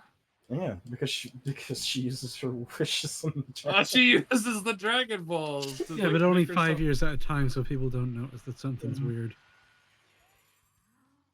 He even does a fucking... Oh, wait, that's probably the way you set up his abilities. Yeah, you can set up his abilities to do that. It was actually really cool. Yeah, because I was about to be like, yeah, it's one-armed, when it's like, wait a minute, you're just doing the, like, his younger self, one-armed Kamehameha. Yeah, he gets the father-son Kamehameha. Which, honestly, another banger of a fucking moment. Yeah. Also, you mentioned that the Bojack is your fucking most hated character, and I agree. However, that also has one of my favorite moments in there as well, where Goku says, fuck the rules, instant transmissions to Gohan, and punches Bojack in the fucking face. Well, yeah, that's because that's a son. It's like, Yeah. I'm gonna protect my fucking son. I don't care. And it's like, you, Goku, you just broke so many rules. I don't give a fuck. Tell King Yama to see these hands. Oh yeah, it is the weird thing where it's like, before Beerus showed up, Goku was the most powerful fucking thing in all of creation. They had to ascend him to godhood to fight this person. Yeah. I actually don't know how I feel about the retcon that Frieza was kind of an underling of Beerus. It's like, oh yeah, I sent him to go kill the Saiyans. It's like, oh. I mean, I think it's weirder if you make it so that they're completely unrelated. Because there's no way that Frieza being a fucking galactic emperor or some shit is unaware of something like Beerus existing. And there's no way that Beerus being is unaware of Frieza. Know that each other exist. It's a weird retcon is what I'm saying, because they're... But then it was also retconned again in Broly. Yeah. Because it went back to its original thing where so it had a more fucking, which is it, Macbeth, where the guy is afraid that somebody was going to be born, so he kills them all or whatever. I mean, that's Macbeth, right? Macbeth or Hamlet. It's Macbeth. I think that's the Prince. That's what? The Prince of Egypt. I'm being a shithead. Don't worry. Okay. Yeah, I was going to say. I think that's just the Bible. It's the Bible. But no, the idea that so it was one of my favorite fan theories back in the day. So how does the Bardock movie begin? You guys remember?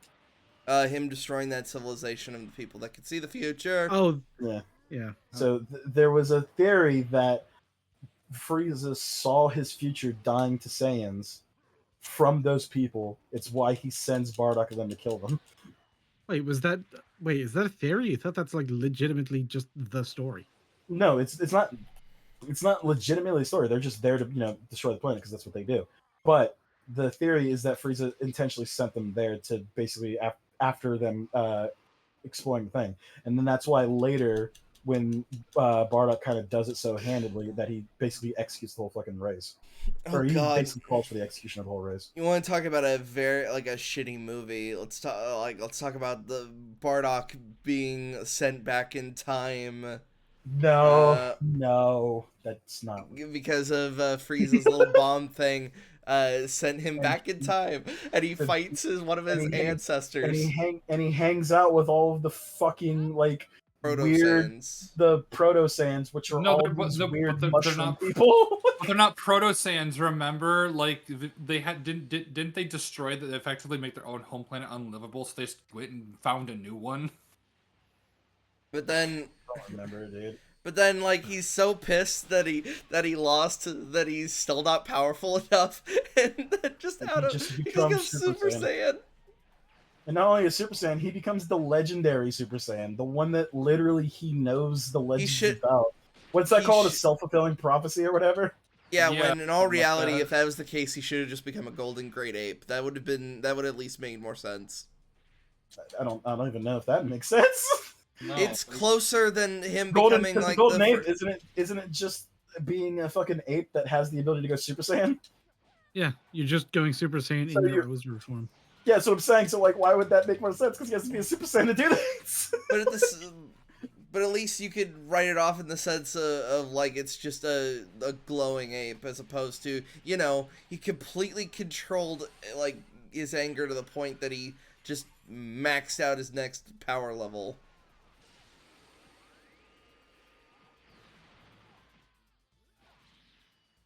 I'm sorry, why is that so because out of line with everything else that happens? No, I'm more saying like it'd be showing of more the raw energy as opposed to one.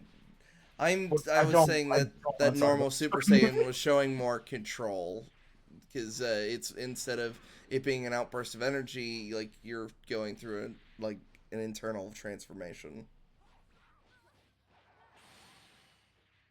All right. Yeah. Anyway, that Like movie's I'm going pure off of it, like if you based off visual stuff, because this is the only time we see a golden Ozaru was in GT, right? Yeah. Yeah, because they set up that like thing, and I'm pretty sure this was before GT. I don't remember. So yeah, if this was before GT, it would have made even more sense then. Well, I don't know about making more sense because the movie already. Well, yeah, it's already fucking -3. stupid. So the thing is, like, it's like, oh, it make it more sense. I'm essentially polishing a turd, is what I was doing. Yeah, but you don't gotta. We can just leave that turd on the ground. It's fine because we got a better version of the fucking Bardock origin than in Broly. Once again, that movie is amazing. Dude, the fact that movie took the first half hour just to basically recap all of the lore in a way that's A, a lot more coherent and linear, and B, just cuts a lot of the fat. So you just, if you've never seen any fucking Dragon Ball shit before, you can go into that movie and kind of almost know what's happening. You can't even do that with the show. Yeah. That's what I said. Like Broly's like this weird set piece where you can actually show people who aren't like fans of the series, and they can kind of pick up on like all this stuff. It's You've heard of Rock'em Sock'em Robots. Have you heard of Rock'em Sock'em Gods? Because that's this show. Rock'em Sock'em Monkeys? What's that thing? It's like, oh, we found out that we can figure out a way to give racists power, and it's just that one friend. It's just cutting to blackface. He's like, I'm finally free, you pigs and women at monkey. You're getting your ass kicked. Yeah.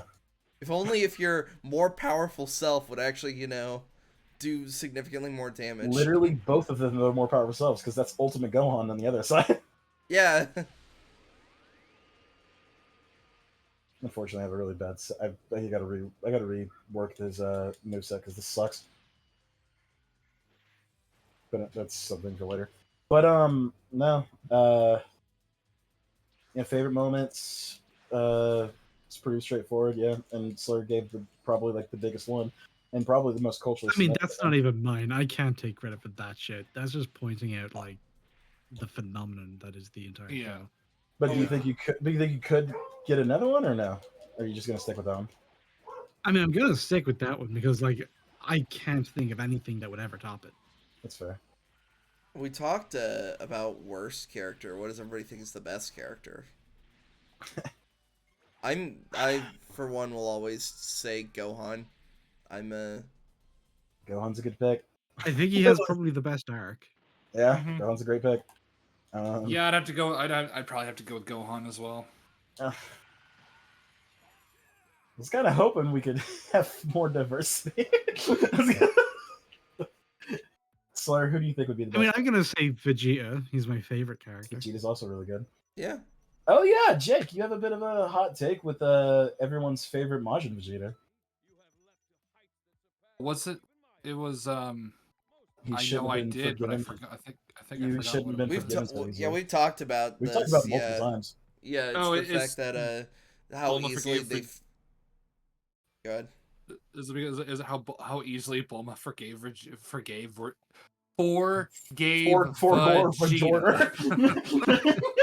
I forgore. Verjorder, you really are the Super Saiyan lesbian. I forgore you. More, I roar view. Oh, Gorgor, I forgore you.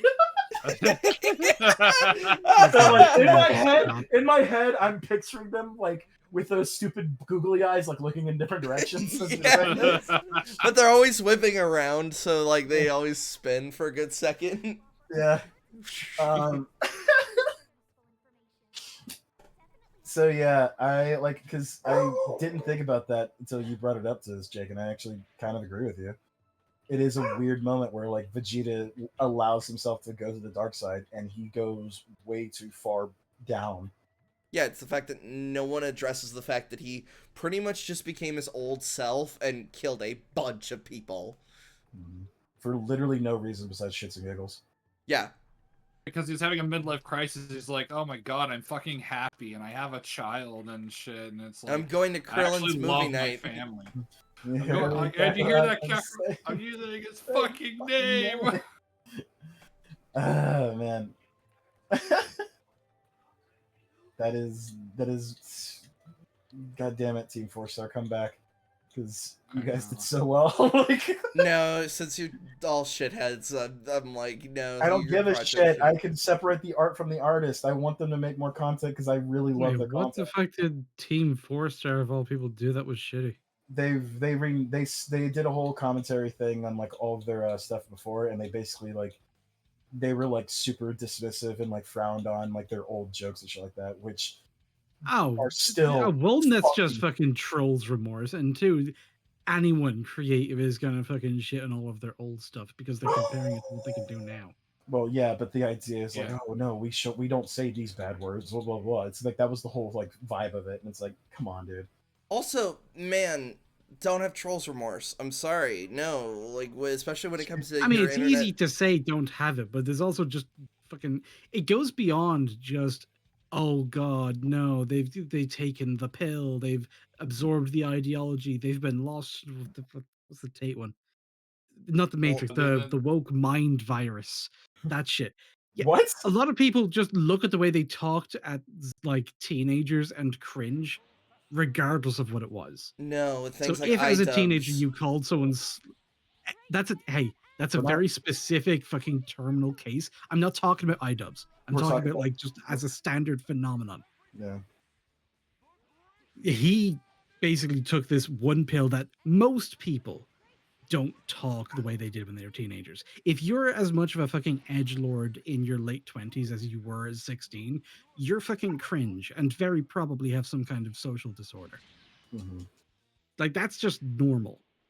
Then you do get like the cases of iDubbbz where I don't know what happened to him. It's so much worse than just trolls remorse. That's like iDubbbz, Ego Raptor, self-annihilation. Super Mega. Ego Raptor, he did that for brand reasons. Yeah, and that's and kind of honest- like why everyone fucking hated him for it. It's just like and it you're seemed- so very clearly just trying to toe the line for YouTube so you can keep your ad money. And like, hey, keep your ad money. Do what you have to do to keep your ad money. Just don't pretend that it's like for this whole other fucking campaign reason. So Yeah. yeah, but the team this thing is it's not to the Ego Raptor level, but it is like it does have like that very similar like vibe to it with the thing. And once again, I get it. These people are like forced like these people kind of want to work in the industry to keep going, and they have been what's the word targeted of copyrights and like a lot of like career threatening like things through their like through toy and all that shit. But at the same time, it's like I don't know. It just don't be like stop being. I just don't like I don't like the mentality of being ashamed of where you came from, kind of thing. Yeah. Oh yeah, it's I don't think That's- it is being ashamed of where you came from. To me, it's more just like don't apologize for having made things that you wouldn't make now. Mhm. Maybe it's just I don't like people being apologetic for things that they don't need to be apologetic for. Exactly. It feels like it feels performative and weird. Well, in my case, I even go further and say like never apologize. Well, no. But no, Don't- that's why- retarded. Don't It's ever- well, no, that's why I don't feel sad. That's why, like in the instance of like, I don't feel bad that we raked Chris Stuckman over the coals, and I'll never feel bad about that because But no- he fucking deserves it. You don't. Okay, if you have a justification or you feel like you have done nothing wrong, then don't apologize. But if you fucked up or someone points out and they actually show you how and why you fucked up, apologize. Don't apologize. Basically, if you apologize, fucking mean it. don't perform apologies. Exactly. But yeah, if you fucked up, own your shit. Apologize to people. Apologize if you've done something that's actually Well, I was hurt more- people rather than just I used mean words once. Right. When I say that don't apologize, I was more thinking of just internetisms because it's not. Oh, Like I don't. okay. Like, This is like a if you different thing. If you're a if you public genuinely figure fuck, and if you you've done genuinely something, fuck don't up, apologize yeah, in general. yeah. That's what I was saying. Like if you fuck up like in real life and you're like, yeah, you feel bad, yeah, apologize and learn from it. But if it's just like It's also just how you phrase it. It's like, oh yeah, it's like I always say, just never apologize. Like, no, like sorry, no, I was keeping it within the context of like internet conversation. Like I'll never like even if Chris Stuckman himself, like when like like I felt really bad, I was like, I don't give a shit, you absolute fucking coward. you know, for internet personalities especially, the only apology that actually works or means anything is just changed behavior. If you did something and people point out that it's fucked up, maybe in DM to anyone personally affected, you might be like apologetic. But you don't make an apology video. You just don't fucking do the thing again. Yeah.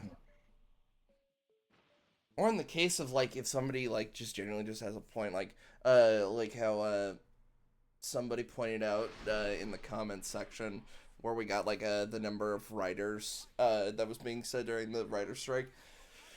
We got the wrong. I just went, oh shit, yeah, you had the number right, but my point still stands.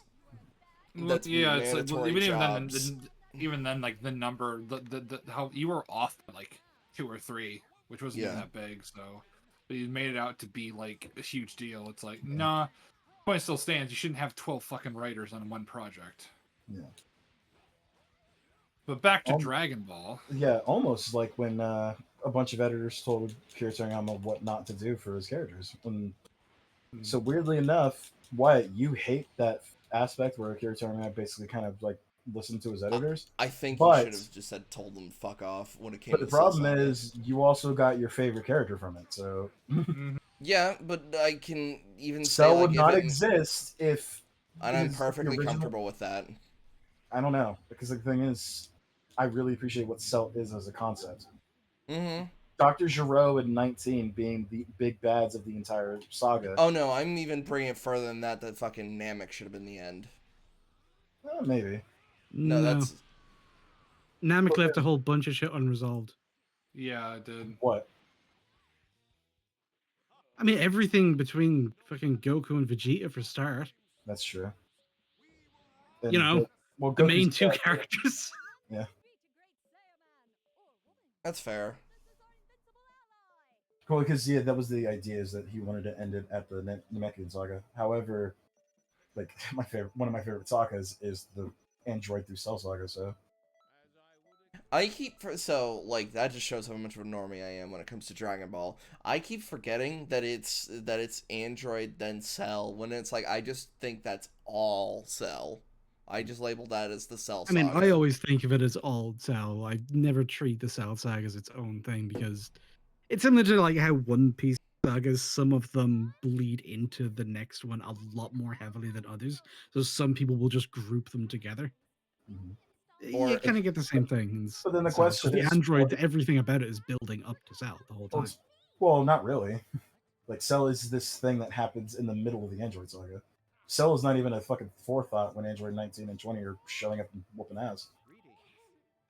This is true. And it's building towards Dr. It's Dr. Gero, yeah, but Dr. Gero's ultimate plan was 17 and 18. Cell wasn't even a forethought. It was only midway. It was only after the androids kind of like fucked off and were actually somewhat peaceful that Cell, the rumors of like a creature popped up. And to be fair, like finding that time machine and shit like that and all that like setup, it's really fascinating, and it's like a nice little investigation thing, and it kind of puts this horror element onto it. I'm not saying it's bad, but that does happen well after the major fight with the androids. Yeah. Where the androids are at that point the biggest problem until they find this time machine, in which case now they have a mystery on top of this potentially world-ending threat. Mm-hmm. And of course, the fucking dun dun dun moment of, oh, those weren't the two androids I was talking about. Yeah. But the two androids you're talking about were those two. It wasn't Cell. He didn't know anything about Cell. Yeah. I would like And to give Dragon Ball props for doing time travel correctly for the most part. Oh yeah, just because they killed Cell and all that kind of stuff doesn't mean that Trunks' timeline is magically fixed. Yeah. At the very least, they had like a better concept of time travel in most, where it's like, no, changing the past doesn't change the future. You just create an alternate timeline. Yeah, it's kind of why I really don't like the X-Men Days of Future Past movie, because it's like, man, because the comic very much addresses that, like, yeah, you stop this stuff doesn't mean the Sentinels don't take over in our timeline. Mhm. Like, it's about as quote unquote correct with time travel as you're ever gonna get. Mm-hmm. Other than it just self-exploding when, like, it should. Because then you wouldn't be able to go back to go change the past. Yeah. So What would you say is the biggest missed opportunities in Dragon Ball? fully committing to letting Gohan be the protagonist? Yeah. And I am saying this as a Gohan simp. For me, I told Max this earlier, but for me, it's Raditz. Yeah. The fact they never used him again for anything, even though he's a brother to the main character. Yeah, They've used Bardock more than they've used Raditz. Uh-huh. it's because That makes no sense. by this point they don't even. I don't even think they remember. Yeah. No, they almost definitely don't. Well, they do remember. Like, He was say- there in the Burley movie. So like, Oh yeah, well, briefly. we'll say as a little 7-year-old boy who smoked every pack of cigarettes he could find. Toriyama. Oh, I had my brother. Oh well, I guess he's gone. So like, while 7-year-old with a 9-to-5 job in the mines. Fucking Justin Cook, you beautiful bastard! You can't play a child. so like, I'll as much as I love Toriyama, god damn it, he had the memory of a goldfish. Yeah, he did. There was that legendary interview with him and Oda, where Oda was like, "Hey man, I really love characters like Mercenary Tao." And fucking Toriyama was like, "Who the fuck is that?" It's like the duality of man. Remember everything, remember nothing.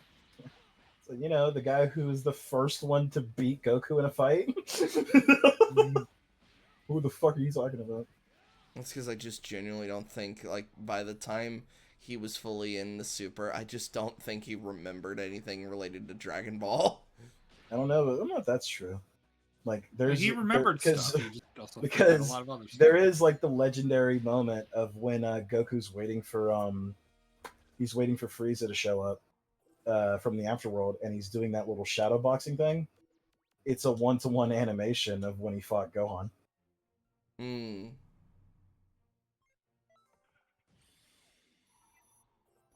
Like, he's I just- reliving his fight with his grandfather. Yeah. That didn't Could you- have to be there, but that was there.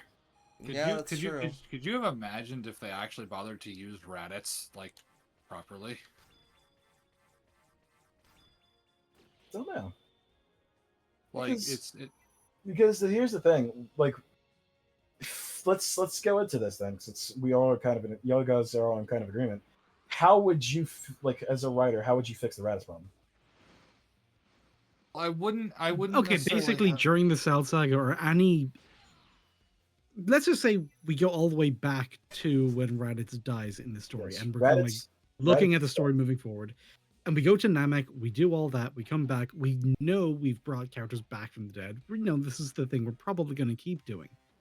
So at that point, we look at the characters who are dead and we think, okay, are there any of these we can use again in the future? Let's say there's some kind of crisis and we need to bring someone the depths of hell, because even though they're in hell and we put them there, we need them because they're just such a gosh darn good fighter. And maybe they're going to have a black version of themselves at some point. Maybe we could just do that literal exact thing.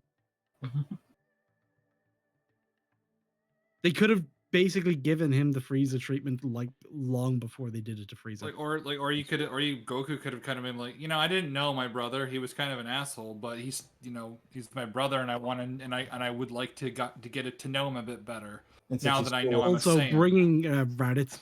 First of all, if you like go to hell post then and you go to find Raditz in hell, he's probably ruling hell. I think that would be like a really fucking cool fucking little subplot he could have yeah, going because on. he is he's way like more a powerful. He's way more powerful than literally anything they've ever encountered. he's the entire Namek saga. He was just down there beating demon ass, and now he's jacked as all fuck. Hell yeah, like Doomslayer Super Saiyan. It could be so fucking cool. Anyway, you find that he's had this going on, and you bring him back, and then once he's brought back, unlike Frieza, who was a stupid choice, he actually has reasons to like join the team. He's still gonna be fucking twisted and evil and all Saiyan-y, but at least Vegeta will have someone to talk to. Well, even then, I wouldn't even say go that. I'd kind of maybe go try and reform Raditz a little bit. That's why, like Goku bringing him back, kind of going, he's my brother. It was kind of we left off on very bad terms, as in I helped kill him. I But mean, we now that kind of rehabilitated Vegeta a bit. yeah. So I'm gonna bring back Raditz and try and at least repair something that has to repair our relationship at least somewhat. I think it would be neat. Yeah, that's a whole storyline they could have had, and just. And here's the thing: you can also It's have. not. I don't like it. The phrasing like missed opportunity, where it's like, oh, they should have done this. It's just like a pure speculation thing. If they did it, it would have been cool. But it also meant that they would have been doing that instead of what they actually did. Yeah. So Well, here's the thing: it also could work in the universe because Goku is really chill with Kami and all the fucking crew. So Yeah. they could have actually had a way for his like, hey, I didn't get a chance to talk to my brother. I don't know anything about my like species or anything. Is there any way we can like at least have a conversation with him? Mm-hmm. Though I am gonna agree with Wyatt that with the biggest missed opportunity, not committing to Gohan, that is certainly the biggest one. Yeah, that's it. It really is just Toriyama just kept saying over and over and over again that Gohan was supposed to take over. Then do it. Like it was like Gohan, not Gohan. Goku is dead, and like for this time for real, because the original rule was you only had one revive with the Dragon Balls. Yeah. And now it's up to Gohan to take his father's place as the protector of Earth. And well, no, it's not even the rule. Goku did not want to come back because he kept causing all these problems. That's all. Yeah. I thought it was also the hard rule, like the Dragon Balls could only bring it back once. I thought but Fucky Wuggy fucking Dende used different fucking set of Dragon Balls because he's a different Dragon. He can only be brought back once with those Dragon Balls. Yeah, because now essentially don't we know that like with these new Dragon Balls they essentially have infinite revives. Yeah, they have infinite revives and all sorts of shit. They also have 3 wishes somehow, which kills 2 to 3. Their which dragon again is more slow than ours. Which again creates the No, I'm talking about our dragon, but actually like right now on the timeline, like Dende buffed fucking Shenron. Also, nice. like again, that's poured what some creates. Water on it. That's what That's what. Have you seen Superhero? Hustler? No. You haven't. Fuck, we should watch that after this. It's shit like that creates that lessens the stakes every time because it's like, okay, they can just go get the Dragon Balls. Mm-hmm. Mm-hmm. And well, that's why Superhero actually, weirdly enough, it does a really good job of that because they actually kind of can't. Yeah, because they just used them. Well, that and let's say this. Since Slur actually hasn't seen it, I'm actually really curious what Slur thinks about it. Okay. And Slur, the movie we're talking about is the one with like where Gohan goes beast mode and all that shit, right? Like you have not seen that one. I feel like I must have seen like clips or something because I feel like I know parts of it, but not other parts. Fair enough. Fuck, dude, let's watch that. It'd be really fun to watch. Because, like, weirdly enough, I think it's like I started off hating the movie because I heard about everything about it. But once I actually watched it, it's actually up there with Broly as one of the better fucking movies. Watching Dragon Ball Superhero and playing Helldivers, that actually does sound like a pretty decent day. But I feel like that could pretty much done it for a wrap up. Well, there is Yeah. one thing that I'd like to ask, just as a All right. final question. Go ahead. What would you like to happen with the series now? Would you like for it to end with his death, or it to be carried on by another team, or would you like them Well, to do something in between? well, unfortunately, he hasn't been involved in the super manga. So, and the super manga has gone on. So, what I want for the future is just to animate the super manga, not fucking GT2, and let Toritaro continue taking it on until Toritaro feels like he's done with the story. Yeah. Because like Toritaro, like, I need to read it. Reading's gay, but I do want to like actually see it because there's a lot of really interesting characters in lore that have been added to it, like this whole idea of like a space prison and shit like this, and like Moro being something that you can't just power up to defeat. Like he's like built different, and of course the build up to Frieza becoming the literally strongest thing in the universe. A character literally wishes himself to be like the most powerful thing in the universe, and he gets his wish, but it like costs him his life. But Frieza was literally in a different universe because he was in the hyperbolic time chamber when this was all going down. And whenever this character fights someone who's stronger than him, he ages up to like, fight them. So like he ages up to fight Goku and ages up to fight Vegeta. When Frieza shows up, the guy basically dies.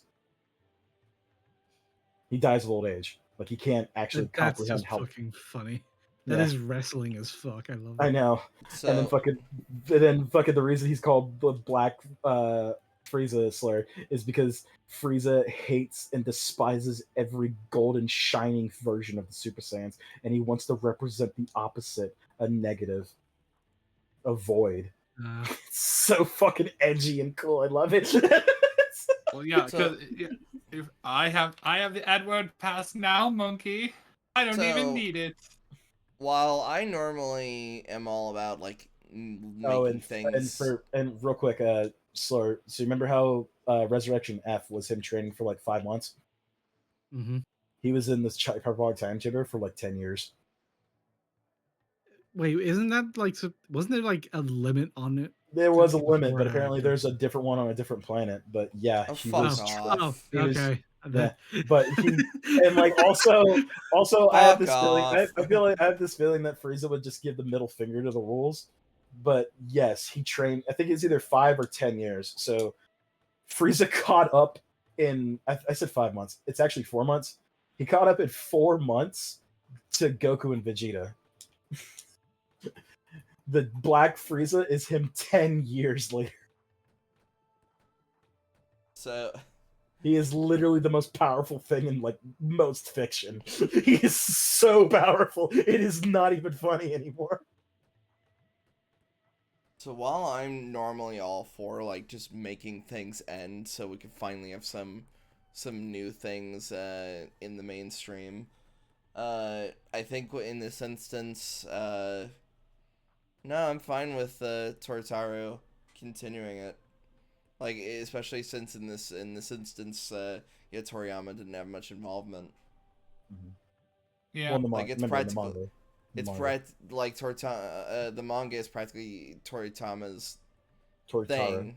Toritaro. You know what I fucking mean. No, I it's don't. No, we don't. Like, put respect on the goddamn man's name. No. It's I don't practically understand his anything. baby. I don't understand you. Go back to where you came from. I'm fine with if it's his baby anyway. Just let him keep it. Let him continue. It not only is his baby the most important part, it's Akira Toriyama's baby that he handed to Toritaro. Yeah. That's the most important part. Is this is the blessing of the creator giving it to someone else, and for the most part, everything has been gotten like widely positive reception. So Good stuff. even He like managed shit, to pass even it on before he yeah, did it. and like even the shit that was in during Super, like there's a moment where all of the god like before the Tournament of Power begins, there's a moment where all of the gods of destruction actually fight each other, and it's confirmed that Beerus is actually the most powerful out of all of them because they're all pissed off at Beerus for his universe basically creating the Tournament of Power, and they all jump him. It's a nice 'Cause, little you know, thing. that's a smart idea. Yeah. Beerus fucking holds his own against multiple gods of destruction, including Clown Boy, Belmont, or whatever the fuck, Jiren's fanboy. I mean, you knew yeah. from like just a bit of dialogue you get with him that Clown Boy's a bitch. Yeah. Jiren. Somebody just edit. They somebody edited like the subtitles to be like, "Ah, they're so hot. Ah, they're so powerful. Ah, so powerful." And like whenever fucking Clown Boy opens his mouth, the subtitles just say Jiren, like for like 2 lines. So yeah, Jake, what do you think? Should it end now, or do you think? What do you think? No, I mean, like, I wouldn't necessarily say it should end now. Maybe soon, but I think it probably can continue on a little longer. I mean, I have an idea of how to end it, but that's kind of irrelevant to this.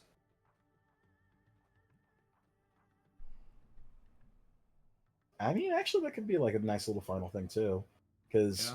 the way it ended. Because I had the really cynical idea, and everybody hated me for it. But I honestly believed it should have ended at the Tournament of Power, where Universe 7 actually loses. Oh wow, that would have You been. wanted That to would have been a baller move. You wanted to That would have fucking been- end times the fucking Dragon Like- Ball. Guess what, bitch? No, like it's kind of like don't ask me for shit. Guess what? You can't have a sequel when the universe isn't fucking there. like the idea of doing that would be like holy shit, you fucking mad lad. That is insanity. And the way it was coming out and shit like that, and like the way everything was reacting, and like with the 40 centimeter window, which was the name of the ED at the end of like towards the Tournament of Power, it had this really somber music of like basically finality. And this was also during the Tournament of Power when they were basically losing. So it was a thought, and like don't get me wrong, I want more Dragon Ball because I'm a fucking horrible fanboy, but as something to be the end of something before like it can, you live long enough to see yourself become the villain. I feel like that would have been a very like drastic and dramatic end, but it would have been an end. But I'm curious, Jake. You said you have an idea for how it should end. Readapt the Shadow Dragon saga. Okay. And it kind of it's kind of the same deal where you have sort of it split off. Shenron kind of split off, and it does have the same general ending of we've abused the Dragon Balls too much, and especially now since we realize what Bulma uses them for, I think that would definitely be something that would like you could do and draw attention to. And then you could just also have the overall thing of Goku's getting older. He's slowing down just a little bit. We talked about this. Yeah, he'd like he it's not like he's just like getting super old and crusty, but he realizes, I'm a little on this now, and he kind of looks in the mirror and sees like he's got some like crow's feet under his eye just a little bit. Sort of the idea of getting older and realizing sometimes you have to slow down, even if it's just a little bit. And Goku just doesn't like sit well with Goku. Okay, here's the problem with that. If he gets old, he's going to be an old dude in anime and also be Goku. God. That would simply multiply his power. What do you mean? Old dudes in anime are fucking OP as fuck. Dude, like I'm picturing Goku looking like Simon towards the end of Gurren Lagann. Just like that image in my head is the most powerful thing in fiction. Meanwhile, I was thinking that is like, oh my god, that is awesome. Meanwhile, I was thinking of so Goku cool. looking like a fucking weird spiky hair version of Netero. Mm-hmm. I mean that too, but like because it's definitely not like what the old man Goku would be. But yeah, I just pictured that fucking super badass dude with the hoodie and the walking stick, and it's like, oh man, that's the baddest motherfucker ever. Yeah, but I don't know. I just think it'd be a neat little thing to adapt it. Like you get rid of the Dragon Balls because they've abused them for so many years, kind of. And then it's not bad like the Shadow Dragon arc. Yeah.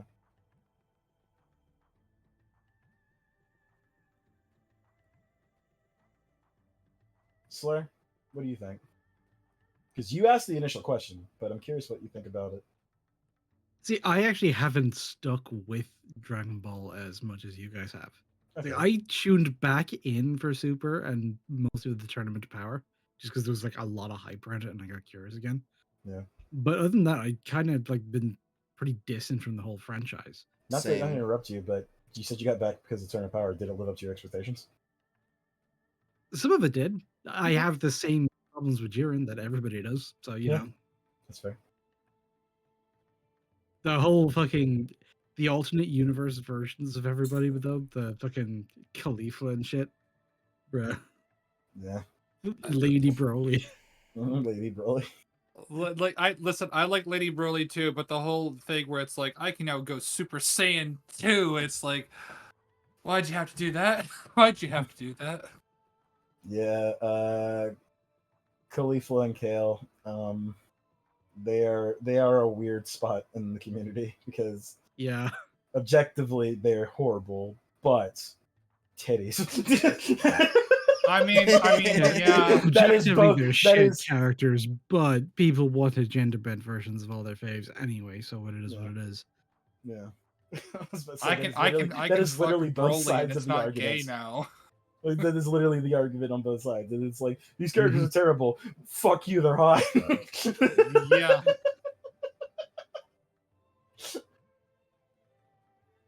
I will say, this is a weird thing, and it's probably going to sound like really gay and woke. I do feel like there isn't really that great of any like female fighters in the fucking series, and that is kind of a disappointing aspect to me. Videl had a pretty fucking strong run. Well, Videl also had the potential, like we were talking about what Hercule already using Ki. She could have studied and become as strong as Krillin, which was on par with Yeah. base Goku. Like, she Mhm. could have been a Yeah. more important card. And there was already a character who was already Super Saiyan level, or sorry, beyond Super Saiyan level with 18. You But wanna talk she's like about, utterly useless in the entire fucking series. you want to talk about like an ass kicking to end all ass kickings? Her getting her shit rocked Mhm. at the fucking tournament. Yeah. Oh my god! I Talk think she shit, get like get hit. she gets. I think she gets like a backbreaker. He just She gets holds a her by her hair, backbreaker. and then he fucking just starts wailing on her. Wailing on her head, steps on her head, kicks her across the thing, fucking like kicks Where her so hard was she the- goes skyborn. This is one of those times where I just don't remember the scene as well. It's like, where the fuck was the ref? There was literally a moment where she was about to fall out of the ring and he grabs her. There was nothing the ref could have done. He was technically following the rules. And Videl, here's the thing, Videl was so prideful she didn't want this guy who her dad beat before. She wanted to prove herself that she could do it. I don't So even she think kept getting up. I don't even think did she even land a single hit during that fight? She did. She broke his fucking neck. There was a horrific moment where she kicks the shit out of him and spins his neck 180 degrees. But because he's literally being held together by fuck you magic, he grabs his head in a really horrific way, picks it up like a couple inches above like where his like spine would be, and then it slings back into place. Oh, Dude, right. that fight is horrible. Like, that is bad times McGee. But yeah, to the original thing you said, with her being as obviously underutilized as she is, yeah, the ladies don't really get a lot of love in that show. Yeah, and like I said with Pan, we literally had the potential of a female Super Saiyan, and what do we get? We get little girl, old woman, Hmm. and it's like, oh, okay, just gonna save that one for Super. All right, but yeah, guys, I think that's I think that's good. yeah. Guess what? YARP loves Dragon Ball, and Akira Toriyama gave us Dragon Ball. Dragon Ball's the shit. It's got its issues. It's definitely got its issues. Nothing running that long can go without fucking issues. But I do hold it up as like one of my favorite pieces of media of all time. I mean, yeah, and it was its massive influence of even the like wasn't one of Oda's main inspiration wasn't that It's not just Oda. Yeah. There's a beautiful picture of all of the people giving like praise to Akira Toriyama because he influenced a lot of stuff. Yeah. Like He's one of those creators who didn't just influence the genre he wrote in, he influenced the medium he was writing on. Yeah, and with that, we will miss you, Mr. Toriyama. 1,000,000%. Yeah. All right. Thank you all so much for listening. This is a rather longer one compared to our normal episodes. But yeah, we had a lot to say. So thank you all so much, and we'll see you next time. Bye-bye. Bye-bye.